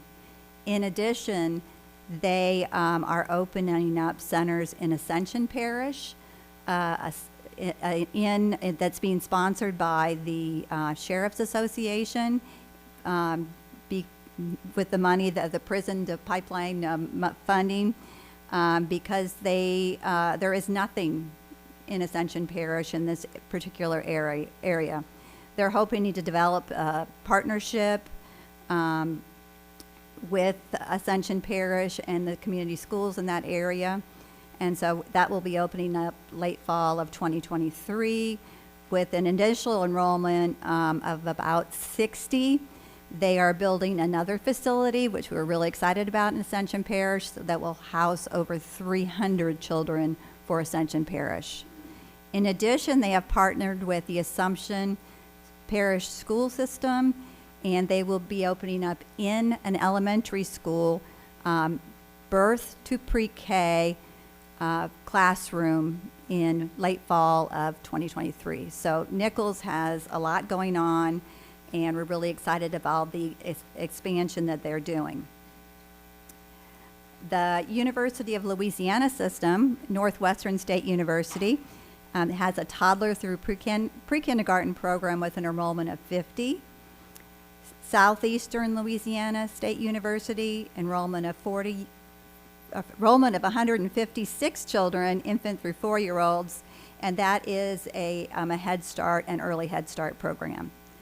The University of Louisiana Lafayette, they actually have two programs, but the one that primarily serves the students has an enrollment of 131. University of Louisiana Monroe, recently, I don't know if you all knew, but the building caught fire, was completely destroyed. They have since renovated a building, and they are open now for 61 children with the hopes of building a new facility sometime in the near future. So we're really excited about our campus child care centers. As you heard me describe each one, I said they are full, they have a waiting list, they are full, they have a waiting list. So one of the initiatives that we just recently worked with our federal partners on is the campus grant. We are hoping that this campus grant, if we receive it, will apply up to $500,000 per year to support our student families and institutions, as well as expand capacity on our campuses for additional children. And so let me tell you what C-Campus stands for. C-Campus stands for Child Care Access Means Parents in Schools. And it's a federal TRIO program grant. And we really doubled down on this initiative to get as many of our child care centers on campus funded as possible. So the goal for the next year, 2 years, is to increase partnerships within our campuses with their local communities, to increase capacity for our students, whether it be through some additional funding for the students, whether it be Department of Education dollars, our C-Campus dollars, or other funds that we may go after with as far as federal grants.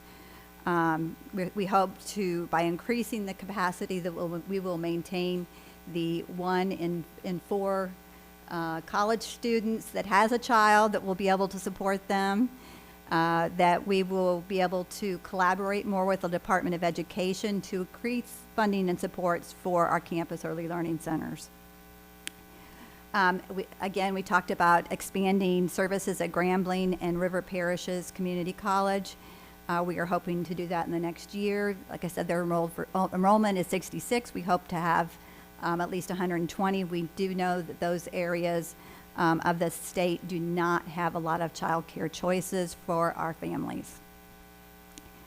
We're going to work with each campus early learning center to receive national accreditation by the National Association for the Education of Young Children. Currently, only one of our campus child care centers has this, and that is our LSU Child Care Center. We're going to expand wraparound services with some of our additional funding, such things as a clothing bank for children. They've talked about tutoring time, where the student needs tutoring time, that they would have free child care during that particular time.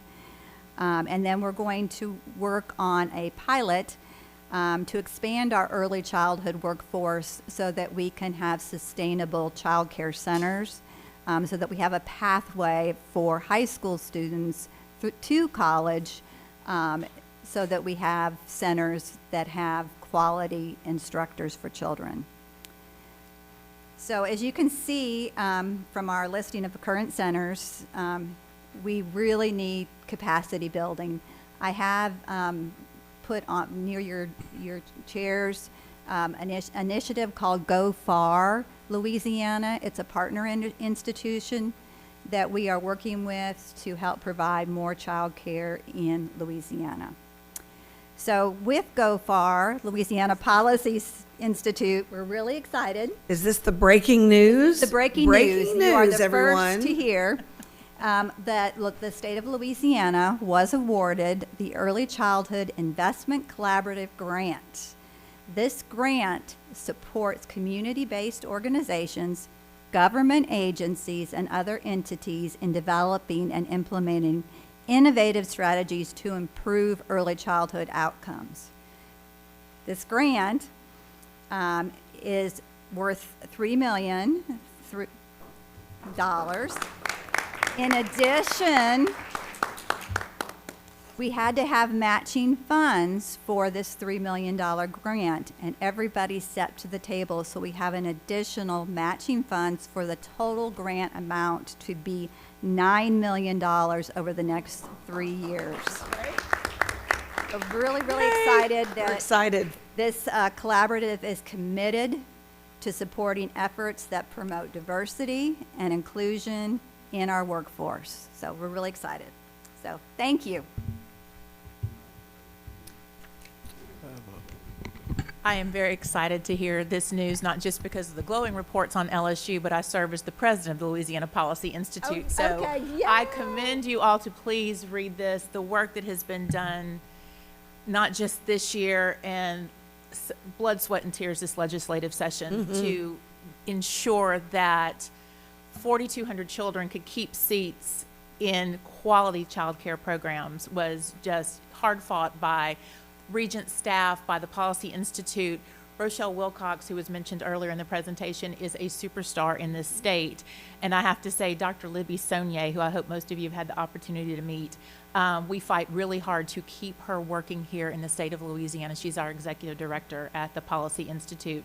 And everybody has been integral in this money coming to the state. This is a game changer for all of us, and we have to continue to educate our legislators on how we support our youngest, most precious resource, our babies, from birth to kindergarten, so that they get this wonderful start. And I always say, I take off my Policy Institute hat, put on my higher ed hat, or back and forth, because as they pointed out, success in high school and college starts with how we take care of our youngest citizens. So this is a wonderful report today, and I'm thrilled to be a part of the team and congratulate the Regents on all the work and how this is a true collaboration of many agencies, private industry, everybody coming together to make sure that this money comes to Louisiana for our youngest children. So thank you all for this great report. Thank you. Congratulations. This is obviously huge. Thank you so much for the work that you all are doing and what you've just put in place. And congratulations, obviously, on the grant. Not just you all, but to the entire state of Louisiana. Obviously, I heard you talking about the accreditation and making sure that all the rest of those schools get that accreditation as well. So excited about that as also. And you know, we've got an opportunity to make a real difference, because as you said, I didn't, 90%. Obviously, I realize the significance of education or just really the environment that a child is in. But I didn't realize that 90% of their, basically, thought process was developed by the time they were. I have a quick 4. question. Oh, excuse me, I'm sorry. Oh, so that's amazing. Congratulations, and obviously we're very excited about that. Yes, sir. Yes, Regent. speaking of LSU, did LSU and Shreveport have an explanation why they didn't apply for this? Apply for the campus grant? Yes. I don't see their name on the list. No. I don't believe they have a center on campus. It would need to be, they would have to have an existing child care center on their campus Now, to apply for the grant. now I do work with LSU in Shreveport on some initiatives as far as the birth through kindergarten pipeline and trying to get the workforce development started in that particular area. And I do believe they're researching the thought of having a campus child care center. We'll Regent. circle back on them soon on what Yes. they're doing. Regent Pryor, it is not an easy process to get one of these centers up and running. And a lot of y'all know my mother made sure that the one at LSU in Baton Rouge got started for, not just for students, but for faculty as well. And it takes a while to get them up and off the ground, but it would be wonderful to see every campus in our state across the board be able to, start these centers, because it's not just to support our students and the wonderful programs that are there, but also workforce development. We talk a lot about here, and some of our childcare providers are some of the lowest paid employees in the state, taking care of our most precious resource. So it's something that is always at the forefront, and I'd love to continue the conversation with you about how we can support the LSU Shreveport campus in moving us forward. And then just last night, I know, my kids didn't come through that, the LA.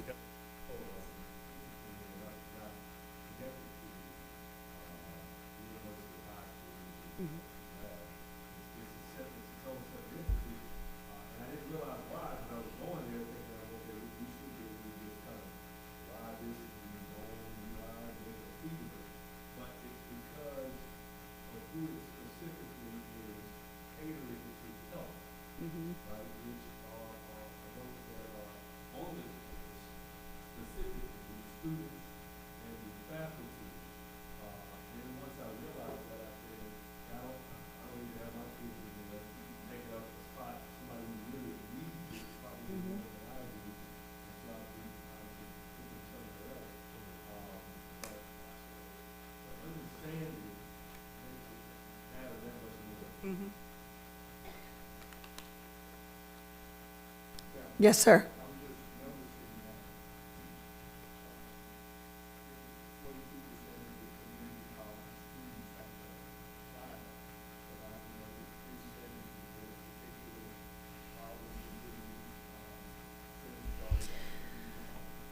One of the things that I'm working on is reaching out to all the community colleges to form partnerships if they don't have a facility on campus, to form a partnership with their local Head Start or early Head Start, so that we can have some paid spots for those children.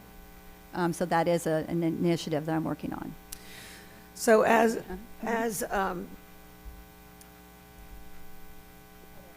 Yeah. Ms. Warner said, I had to think for a second. I almost called you Leach. But it's very difficult and challenging and expensive with lots of guidelines and rulings to start a child care center. So one of the initiatives that we're working on is helping centers connect with local child care centers very near the campus to help purchase seats. So that's correct. That's correct. But that is one of the things that we're working on. Were there any other questions? In the funding area, during COVID, there was an awful lot of federal money put into early childhood centers, and it's about to expire, and there's a debate now to renew it. And of course, what they have found out was it was so significant in helping support the workforce, so that a good and viable setting was provided for children. But that is now being debated, as I understand, because it's about to expire. The other thing is, did we get money from that for these on-campus institutions? We did. Yes. So if we lose it now, we're going to be disenfranchised to some degree. The other thing I want to ask about funding is, and I'll let you get in here in a minute, Ms. But I have an answer for you. Yeah, I'm number 7 on the question list. There was a huge amount of money put in by the state this year for early childhood, and are we able to avail ourselves to some of that money for these same purposes? Okay. And Who you want to? Okay, yes and yes. The ARPA stabilization funds, the minute we knew they were coming out, we went to all of our campuses and said, these funds are available, you need to apply for them. It's money in your pocket. They used the money. They needed the money because a lot of them had to close down. And so they had the expense of paying their teachers while they were closed, the expense of the building, et cetera. So that money, they were able to apply for it, keep it, and use it for many different things. So all of our campuses were able to get that funding. I think it's going to be significant that they renew that funding that began. Oh, yes, but I think that the last set of funding just recently went out. I think it was the ARPA stabilization grant for And again, everybody applied. We're excited. I think LSU got a big amount of money because not many people applied for the fourth round, which I don't know why, but, so yes. And then as far as the $42 million, our campus child care centers receive child care assistance funding, which that $42 million is used to fund. So any family that qualifies by income can apply for child care assistance, and we were very excited to see that that funding will continue because we were going to lose a lot of children this year to child care because we didn't think we'd have the funding. Another point, and you give me liberty, in what you were mentioning about following up, Mr. Chairman, on the statistics about early childhood. About 22 years ago, I was involved with a group that were promoting early childhood care, and we had a meeting at the state capitol, and we had a doctor there. This is when imaging had just come in, when you could look at your body and see what was functioning, you could look at your head. And anyway, on this imaging presentation, they had pretty well imaged the heads and the brain cavity of children. And they then tracked their background and how they were. On a child that is nurtured and read to and fed right and attended to, the cavity was full, the color was uniform. It was significant that this is what it's supposed to look like. On a child that was not cared for, didn't mean they weren't fed, but they weren't nurtured. They weren't read to. They weren't encouraged. It wasn't as complete. I mean, you could actually see on that screen the changes in that brain cavity, and that they weren't quite uniform in color. They weren't uniform in the way they were filled out the cavity. The tragic thing was they also had a slide of a child that was abused, and it looked pretty much like an egg thrown against the wall. This is real stuff, and what they're talking about is about our future. And we in higher education have a stake, a strong role to play in this early childhood care and development, whether it's on our campuses or whether it's in our towns, wherever it is. We need to be, I tell people, I was in the timber business for a long time. You plant trees. Most of the time and attention and money is spent when you plant that tree in the first couple of years. The rest of the time you harvest. And if you do a good job planting, you'll harvest good. So much for my speech. Thank you for that. Thank you. Regent Meir? I have a quick question and Sure. a comment. A little bit about the space at Southern. You said you expanded by 20 or so kids. Did you had to add on to the current space, or did you have to find additional building? Well, I did a tour when I first started with Regents of the campus center, and there was some space in the facility that we determined that had not been measured by the licensing board in the fire marshal's office. So we had the fire marshal and licensing come back out and remeasure, and the capacity was wrong. Okay.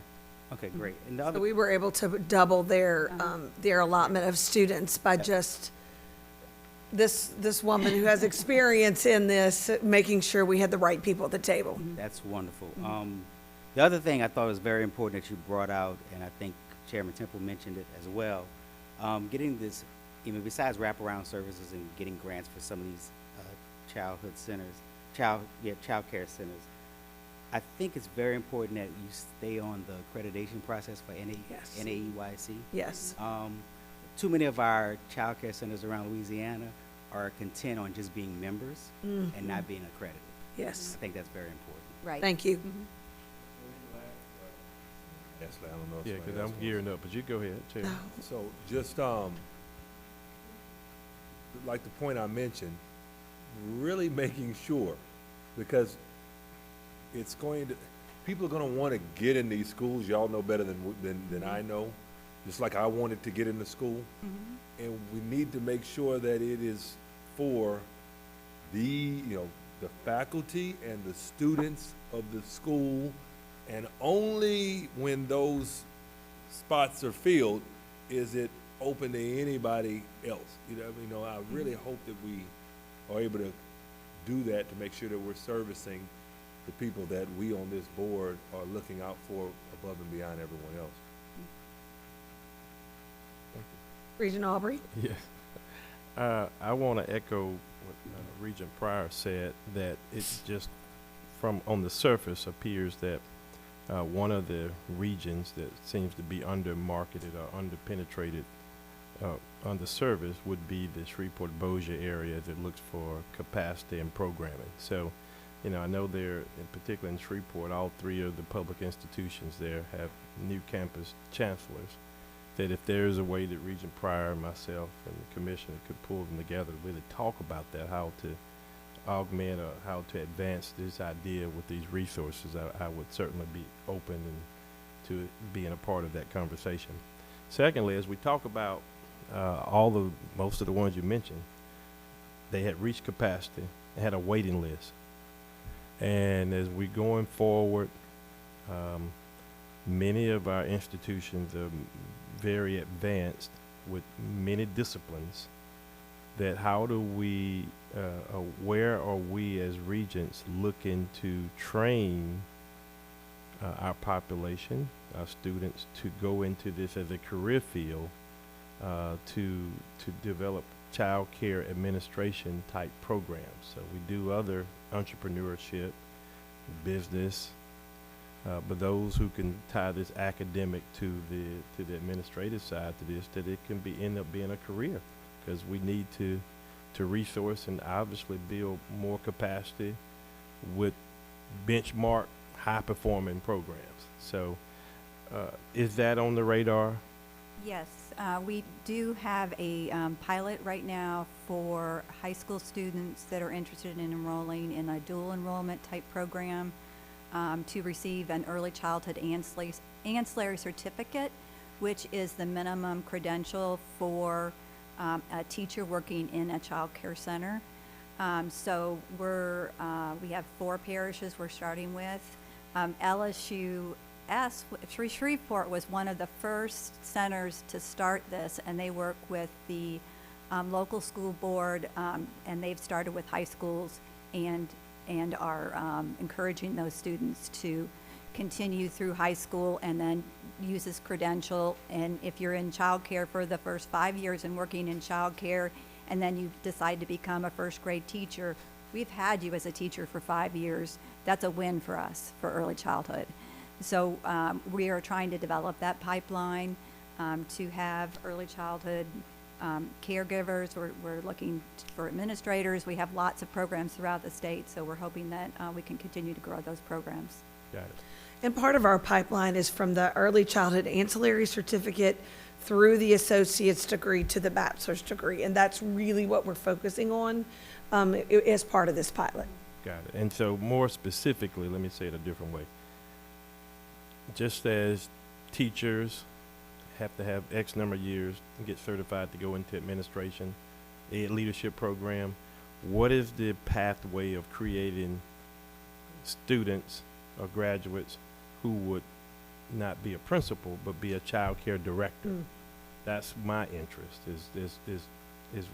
Clearly we need more strong leaders and entrepreneurs who will go out and create, because we got a long waiting list all around the state. We do have quite a few programs throughout the state that do offer director credentialing programs, LSU being one of them. LSU Shreveport is another one that offers that. A lot of our Department of Education partners are also offering what they call the Louisiana LELA, which is, I don't know what LELA stands for, but anyway, Louisiana, it's a program for teachers that want to become directors or better directors if they're currently an assistant director, to give them those business and marketing skills and things that they need to have to be a director.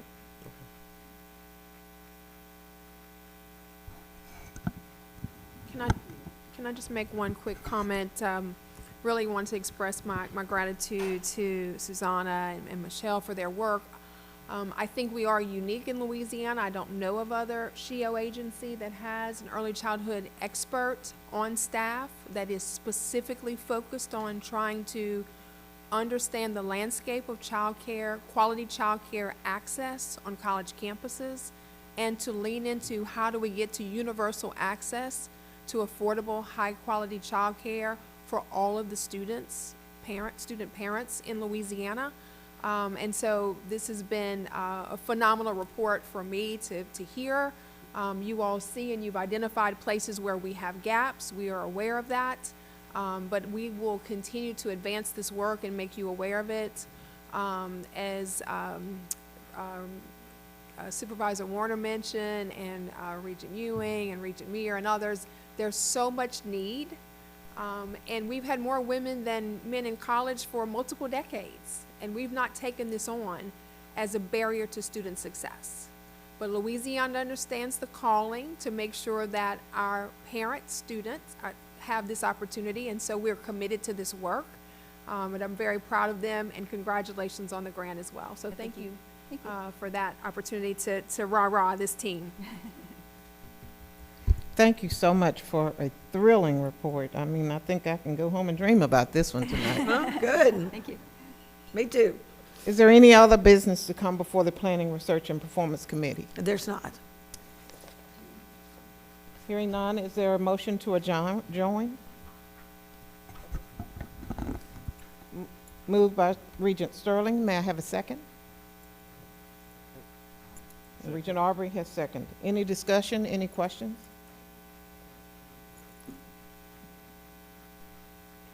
You have a question? Okay. Regent Pryor has a question.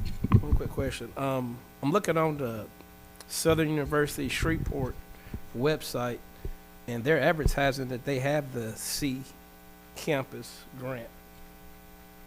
Is that incorrect, or? They may have applied for it on their own, and what that would do is that if they have a C campus grant. Well, they're advertising the program C campus in their, what students can sign up for. Sure. So what C Campus, you can either have a child care center on campus, or you can use those federal dollars to purchase seats at nearby facilities. And so Southern Shreveport, that we have a couple of systems in the pipeline that already have the grant and are continuing. You can only apply for it once every 4 years. The list that we are showing you today are the new grant applicants. Thank you. Welcome. Any other questions? All those in favor signify by saying aye. Opposed, say nay. Motion passes. We are adjourned. All right, thank you, appreciate it. So next up is the Personnel Committee. And Regent Sterling, if you can please call your committee to order, ma'am. Thank you, Mr. Chairman. I'd like to call the Personnel Committee to order.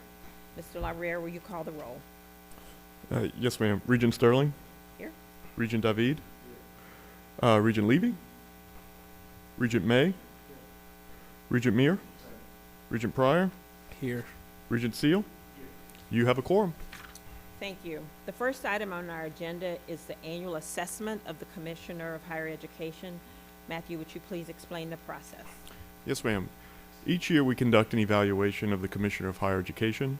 This is a 360-degree performance evaluation consisting of a self-assessment and planning session, a board assessment of the Commissioner, and an evaluation session. The Personnel Committee carries out this function at the direction of the Personnel Committee Chair. For the self-assessment, the Commissioner provides reflections on the past year based on measures outlined in the previous plan and provides goals and opportunities for the improvement in the coming year. This document is then submitted to the committee members for review. For board assessment, committee members provide feedback and comments through a survey instrument. The committee chair then provides an analysis of the evaluation to the committee members. And finally, for the evaluation session, the committee engages with the commissioner, as we are doing today. Once the committee has completed its business, the board will vote on the committee's recommendation. Just a reminder that since this is a personnel item, the board may choose to go into executive session pursuant to RS 4216. Commissioner Reed has been given written notification of the executive session as required under RS 4217A1 and has agreed to a private discussion. As you know, no action can be taken, nor any voting or polling conducted during this executive session. The executive session is for discussion purposes only. While this is an executive session of the Personnel Committee, other members of the board are also allowed to be present for discussion. Thank you, Matthew. At this time, the committee needs a 2/3 vote on the motion to go into executive session. Do I have a motion to go into executive session? So moved by Regent Seal and second by Regent May. Matthew, can you please call the roll for a voice vote? Yes, ma'am. Regent Sterling? Yes? Regent David? Regent Levy? Regent May? Regent Meir? Regent Pryor? Yes. Regent Seal? Vote passes. Thank you. We will now go into executive session. We will meet in the session in the room right out to the right of this door. Is that right, Matthew? That's correct, right through the door. Okay, thank you. We need a motion to come out of executive session and resume our public agenda. Thank you, Matthew. No action, no voting, and no polling occurred during our executive session. At this time, do I have a motion to conclude our executive session and resume our public agenda? So moved by Regent May, second by Regent Seal. Any discussion or objection? Matthew, can you please call the roll for a voice vote? Yes, ma'am. Regent Sterling? Here? Oh, Yes. yes. Yes. Okay. Regent David? Yes. Regent Levy? Regent May? Yes. Regent Meir? Yes. Regent Pryor? Here. Yes, sorry. Regent Seal? Vote passes. We did discuss the commissioner's performance using the reflections and observation provided by Commissioner Reed. I do want to share just a comment for the collection of the group. I think the comments of our regions reflect the great work, and notably, after hearing the wonderful presentation on the child care strategies, just the work that the commissioner has done in securing historic funding for higher education, funding fully both GO grants and TOPS, as well as the largest ever capital outlay, and being recognized as one of the best across the country by Forbes magazine. A comment from one of the regions says, Commissioner Reed continues to do an outstanding job. We are lucky and blessed to have her in Louisiana. She exhibits tireless energy, crisscrossing the state to address the needs of each college and their community, and does an outstanding job dealing with our legislators. We are blessed to have this vision of the master plan, and it continues to be a blueprint of success. Any questions? Is there a motion to approve the evaluation of the Commissioner of Higher Education? So moved by Regent Pryor. Second by Regent May. Any discussion, any question? All those in favor signify by saying aye. Aye. Opposed, nay. Motion passes. Is there any other business to come before the Personnel Committee? No, ma'am. Hearing none, is there a motion to adjourn? So moved. So moved by Commissioner Brown. Second by Regent May. Any discussion, any question? All those in favor? Any opposed? Motion carries. All right. This concludes our committee meetings. Now, what I want to do real quick, I'd like to call the August Board of Regents meeting to order. Members, remember that we are being streamed live once again, speaking to the microphone. And we'll have a live roll call. Doreen, go ahead, ma'am. Regent Aubrey, Regent Creed, Regent David, Regent Ewing, Regent Finley, Regent Gill, Regent Levy, Regent May, Regent Meir, Regent Pryor, Regent Seal, Regent Solomon, Regent Sterling. Here. Regent Temple. Here. Regent Weil. Regent Williams-Brown. Mr. Chairman, you have a quorum. Thank you, thank you. So, public comments, are there any public comments? Thank you. So, members, you have received a copy of our June 14th minutes. Do I have a motion to approve those minutes? So moved. Regent Solomon, second Regent May. Great. Any discussion? Any questions? All in favor signify by saying aye. Aye. Opposed, nay. Motion passes. So, chair's comments. You all, I just want to let y'all know there's a lot, but we haven't been together for a while, so just bear with me, okay? You did this. You did this. You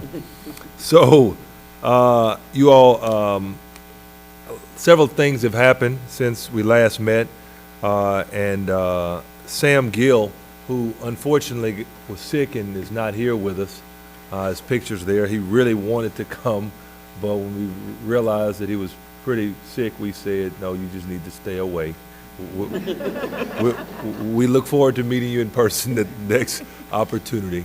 But we look forward to having that interaction with Mr. Gill when he gets better and we can see him. So our great board members continue strong engagement, and we really appreciate you all. As Commissioner Reed just talked about in executive session real quick, you know, when she moves around, we want to make sure that everybody in all different parts of the state have the opportunity to interact with her, interact with the students, and, you know, be able to be really active and a part of it. So Dillard University had an event. Regent Meir attended.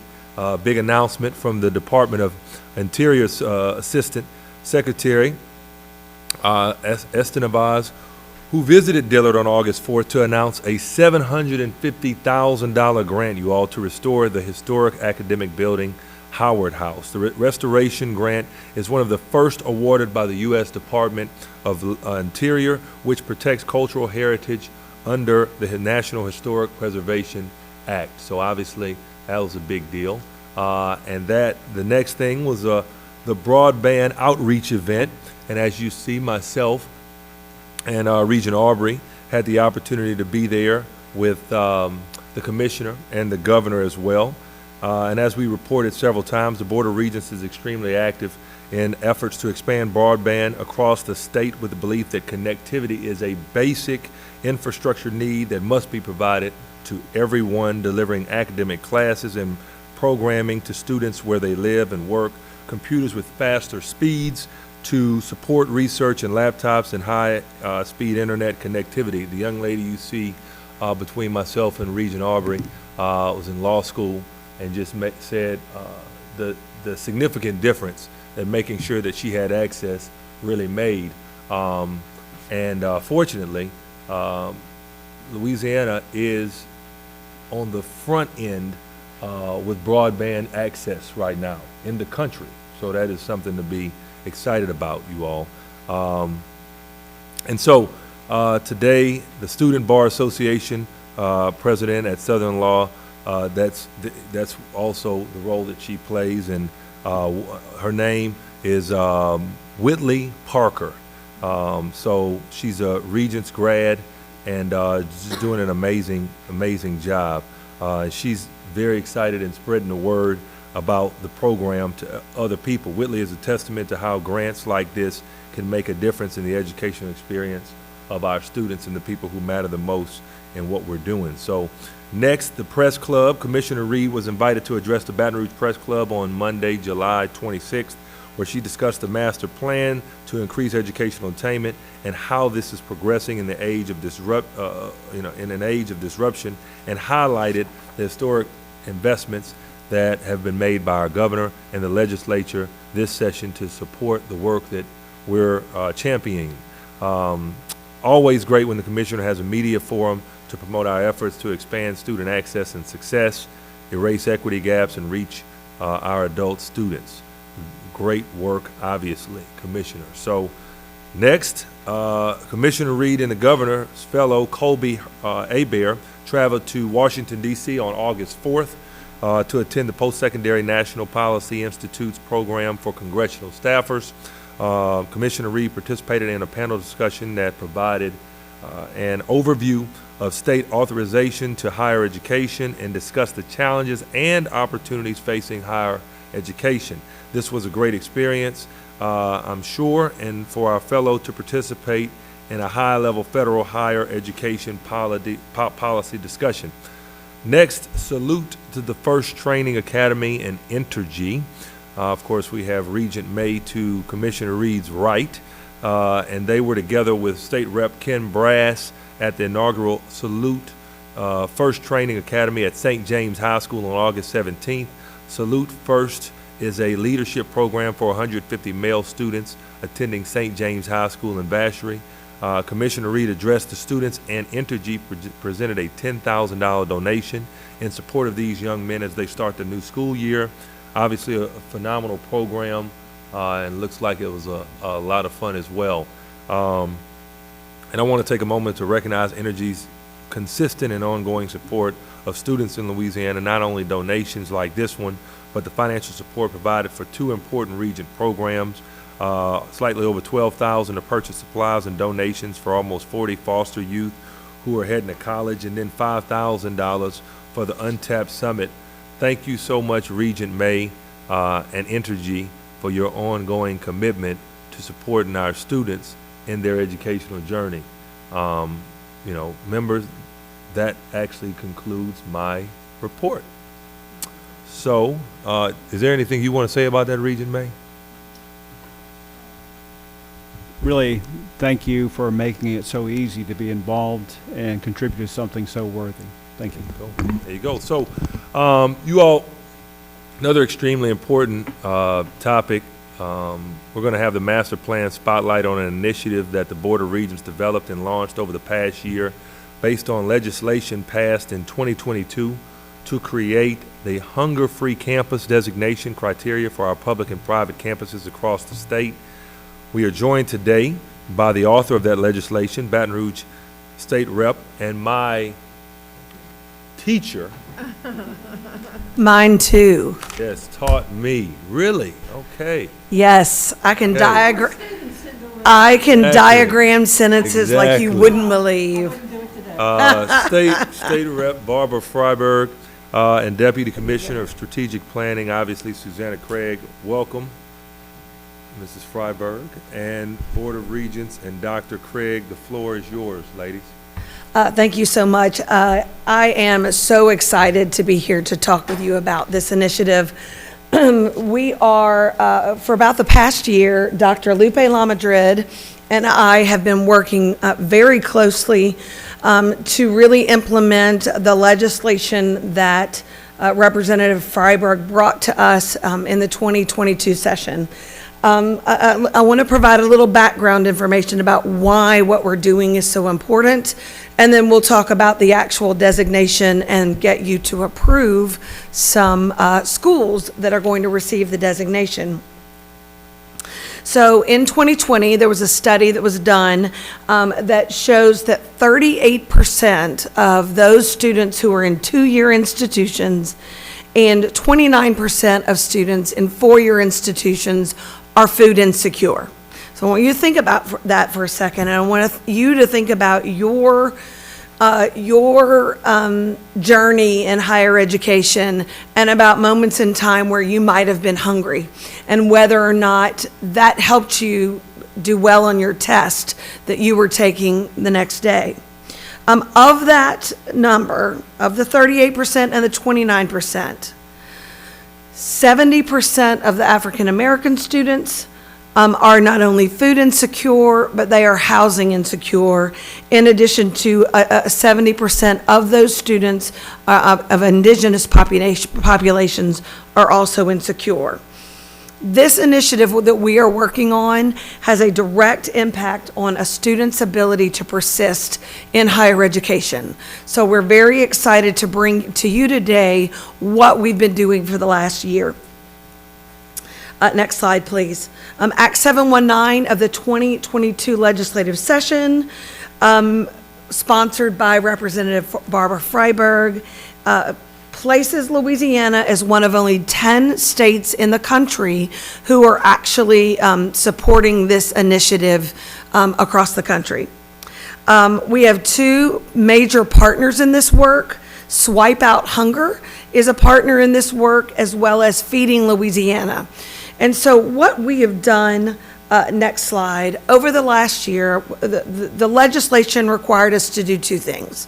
We had 1 year to set up the application, to do our research with the institution to determine needs, and then actually send out the application for institutions to submit to us. The second year of the grant, of the requirements of the legislation is for us to set up a grant program to provide some assistance to these institutions who actually earn the designation.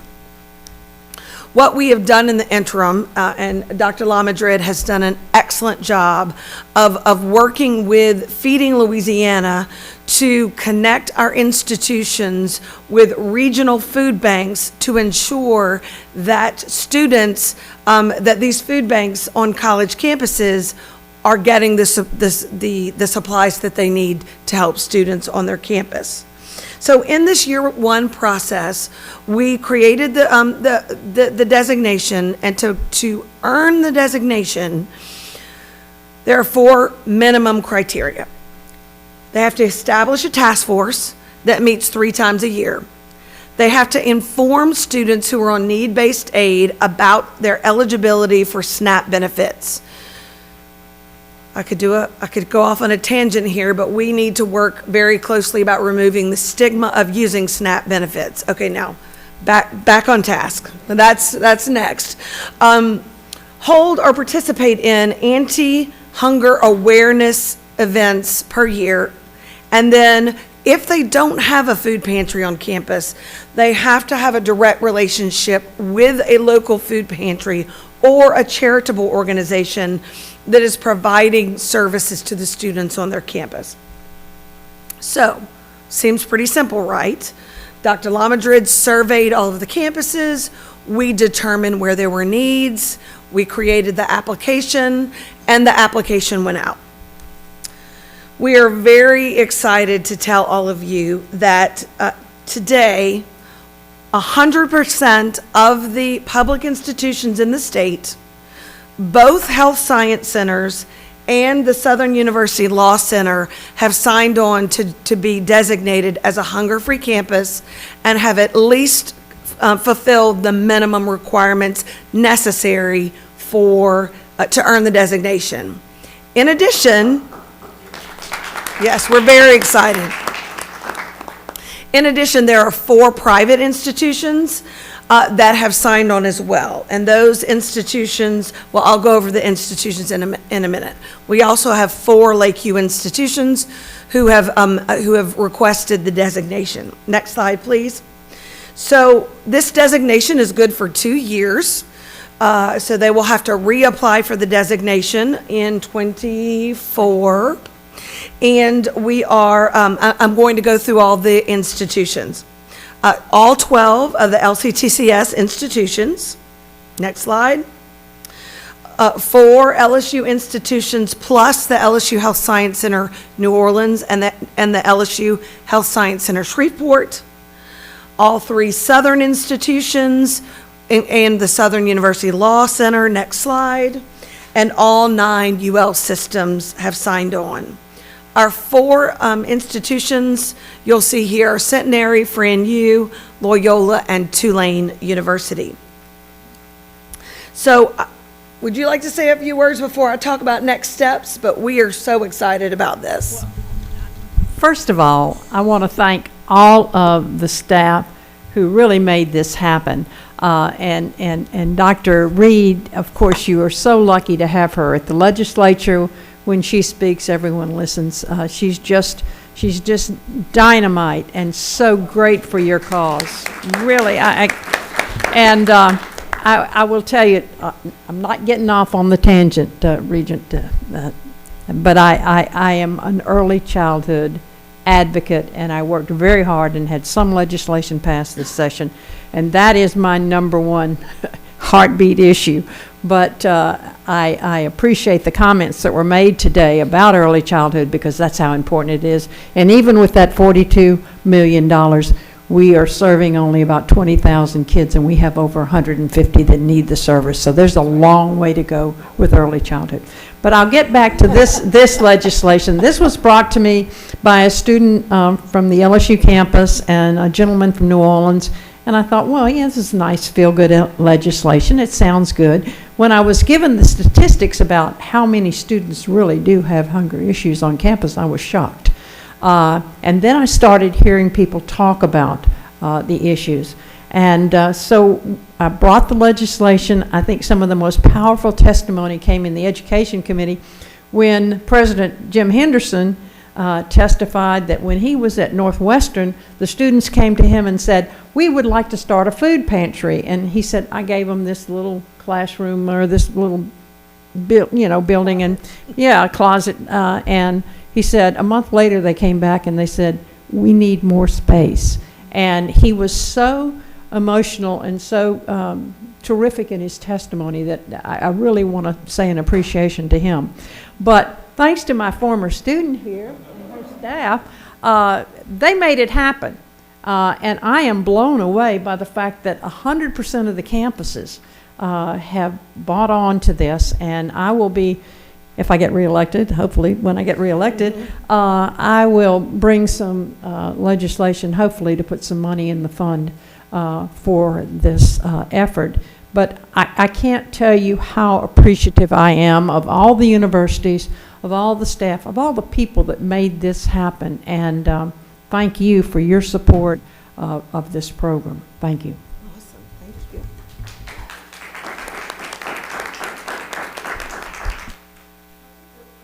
Thing that I would like to share with you is that we recognize as a team that this is just the beginning of what needs to be done. We are scratching the surface of what needs to be done for our students, in all students, but even those students in most need, to ensure that our students are not food insecure when they're on our campuses. So this is just minimum requirements. I think one of the things that we found was that there's a great variability in what is the definition of a food pantry, right? Some might have a closet or a couple of shelves in the student union, and some have a kitchen where they are actually teaching their students how to cook from the community garden that's next door. And so what that tells us is that we have more work to do. We are going to create a grant. We have some seed funding from the Board of Regents to start a grant or award program for those students. We're working on the application now, and we'll be getting, once these campuses are approved to receive the designation, we will send it out for approval. I think one of the things that we heard is that some of our smaller institutions were like, if we just had a commercial grade refrigerator, we could have perishable foods. So that's about $5,000. So kind of keep that in mind. Really a drop in the bucket, but could go a long way in providing services for our students. With this, at the end of this, the second part, I've talked about the grant.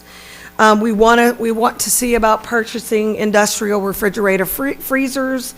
And next slide for me, please, Chris. Thank you. Is it? These are our next steps that we're planning to do.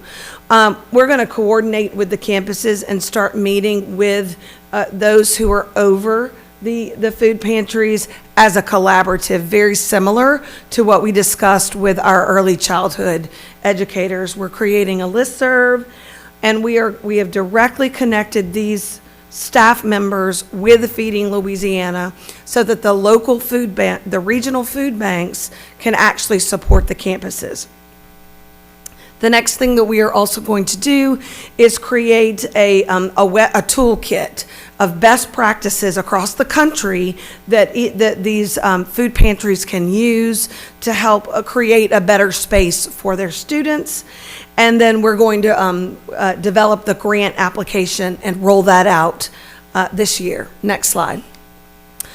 So if there are no questions or comments, we recommend to the board that they receive this inaugural report of the Hunger-Free Campus program and approve the announced public and private institutions as having earned the Hunger-Free designation for the 22 to 24 school years. Thank you so much. You're welcome. Thank you, You thank you. can tell this, I get excited about initiatives like this.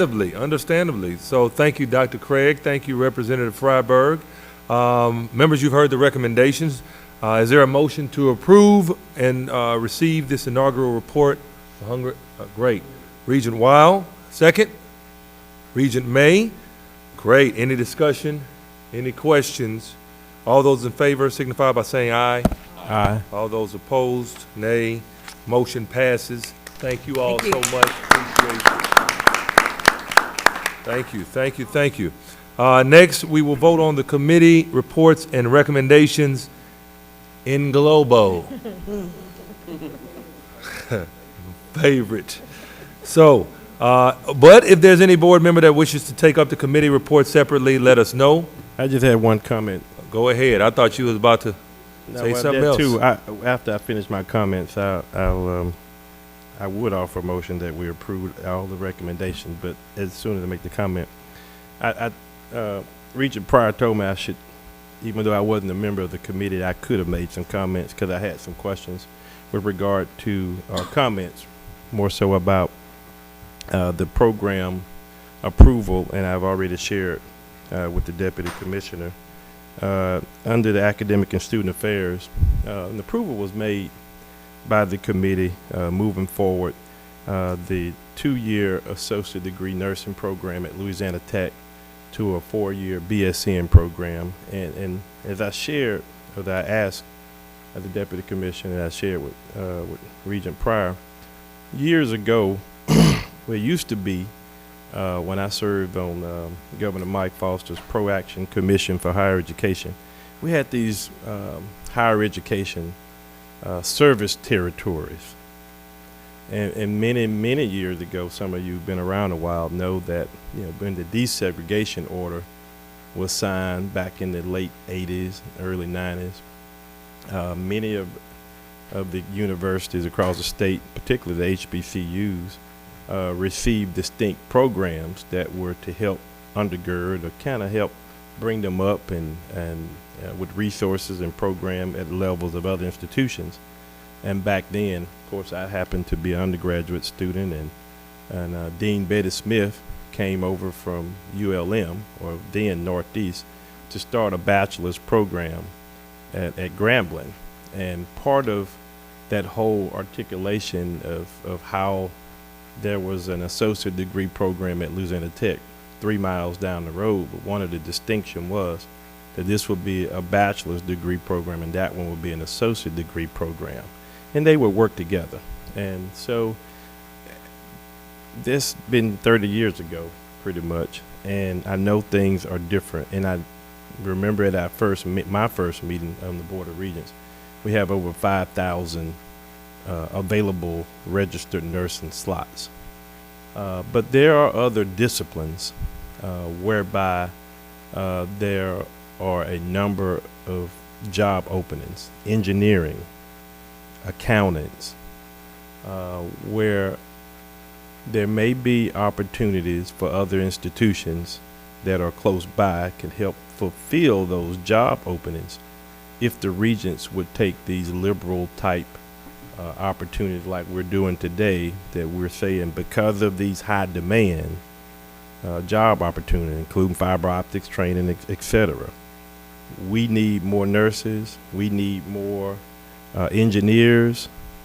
We need, I know the people in Shreveport have been wanting to law school for a long time, and, they can't really get the muster because it seemed like Baton Rouge and New Orleans said we don't need another one in Louisiana. But as we go down this approach, and I know it sometimes could get contentious, and not today, let's look at what's best for these service areas and what's best for Louisiana as we look at completers.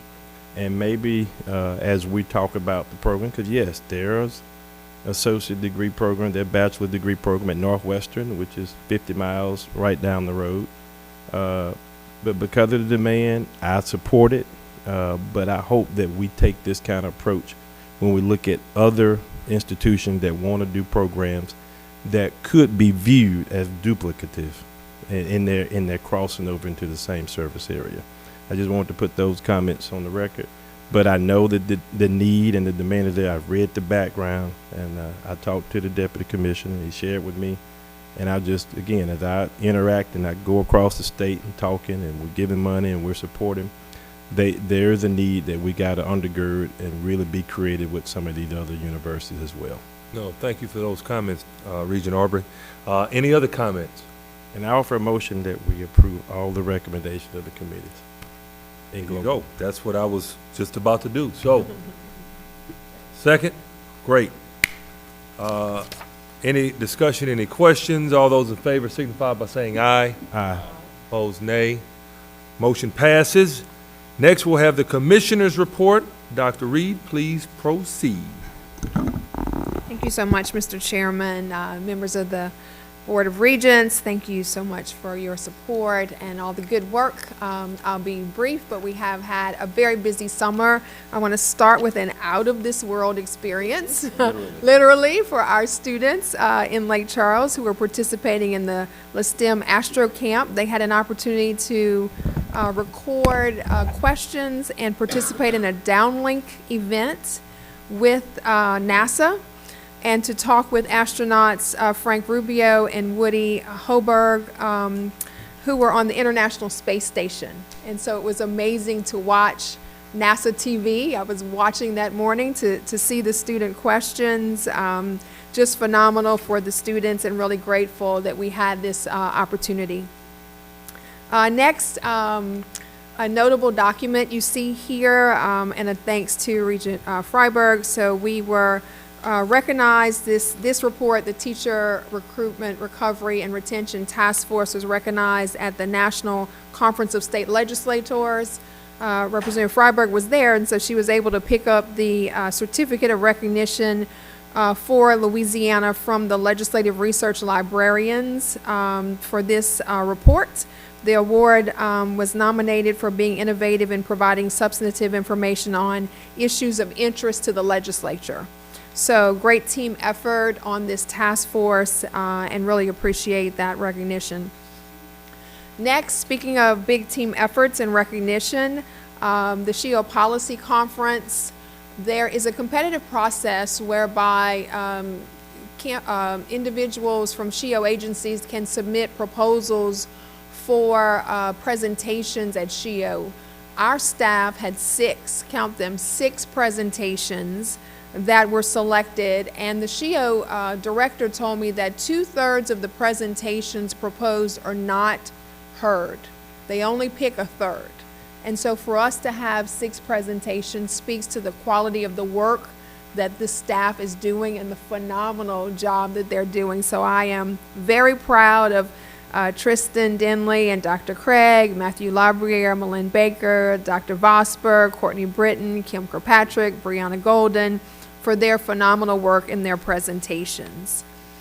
As was mentioned, we every year help to send Louisiana's children, our foster youth, to college. And these are the Children and Family Services staff from across the state of Louisiana, picking up the backpacks and the supplies for back to school for the foster youth who are going to college for the first time. When we started this a couple of years ago, we had 11 foster youth who were going to college. Now we have 39 who are going to college, so we're very excited about this work.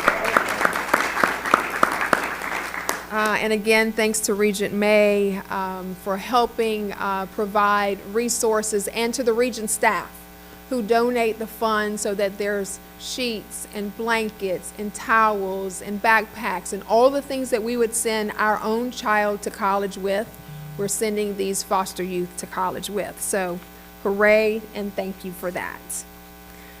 Finally, our governor's fellow, Kobe Abear, was with us. As you know, this summer, he was selected for a 10-week program, graduated, and did phenomenal work.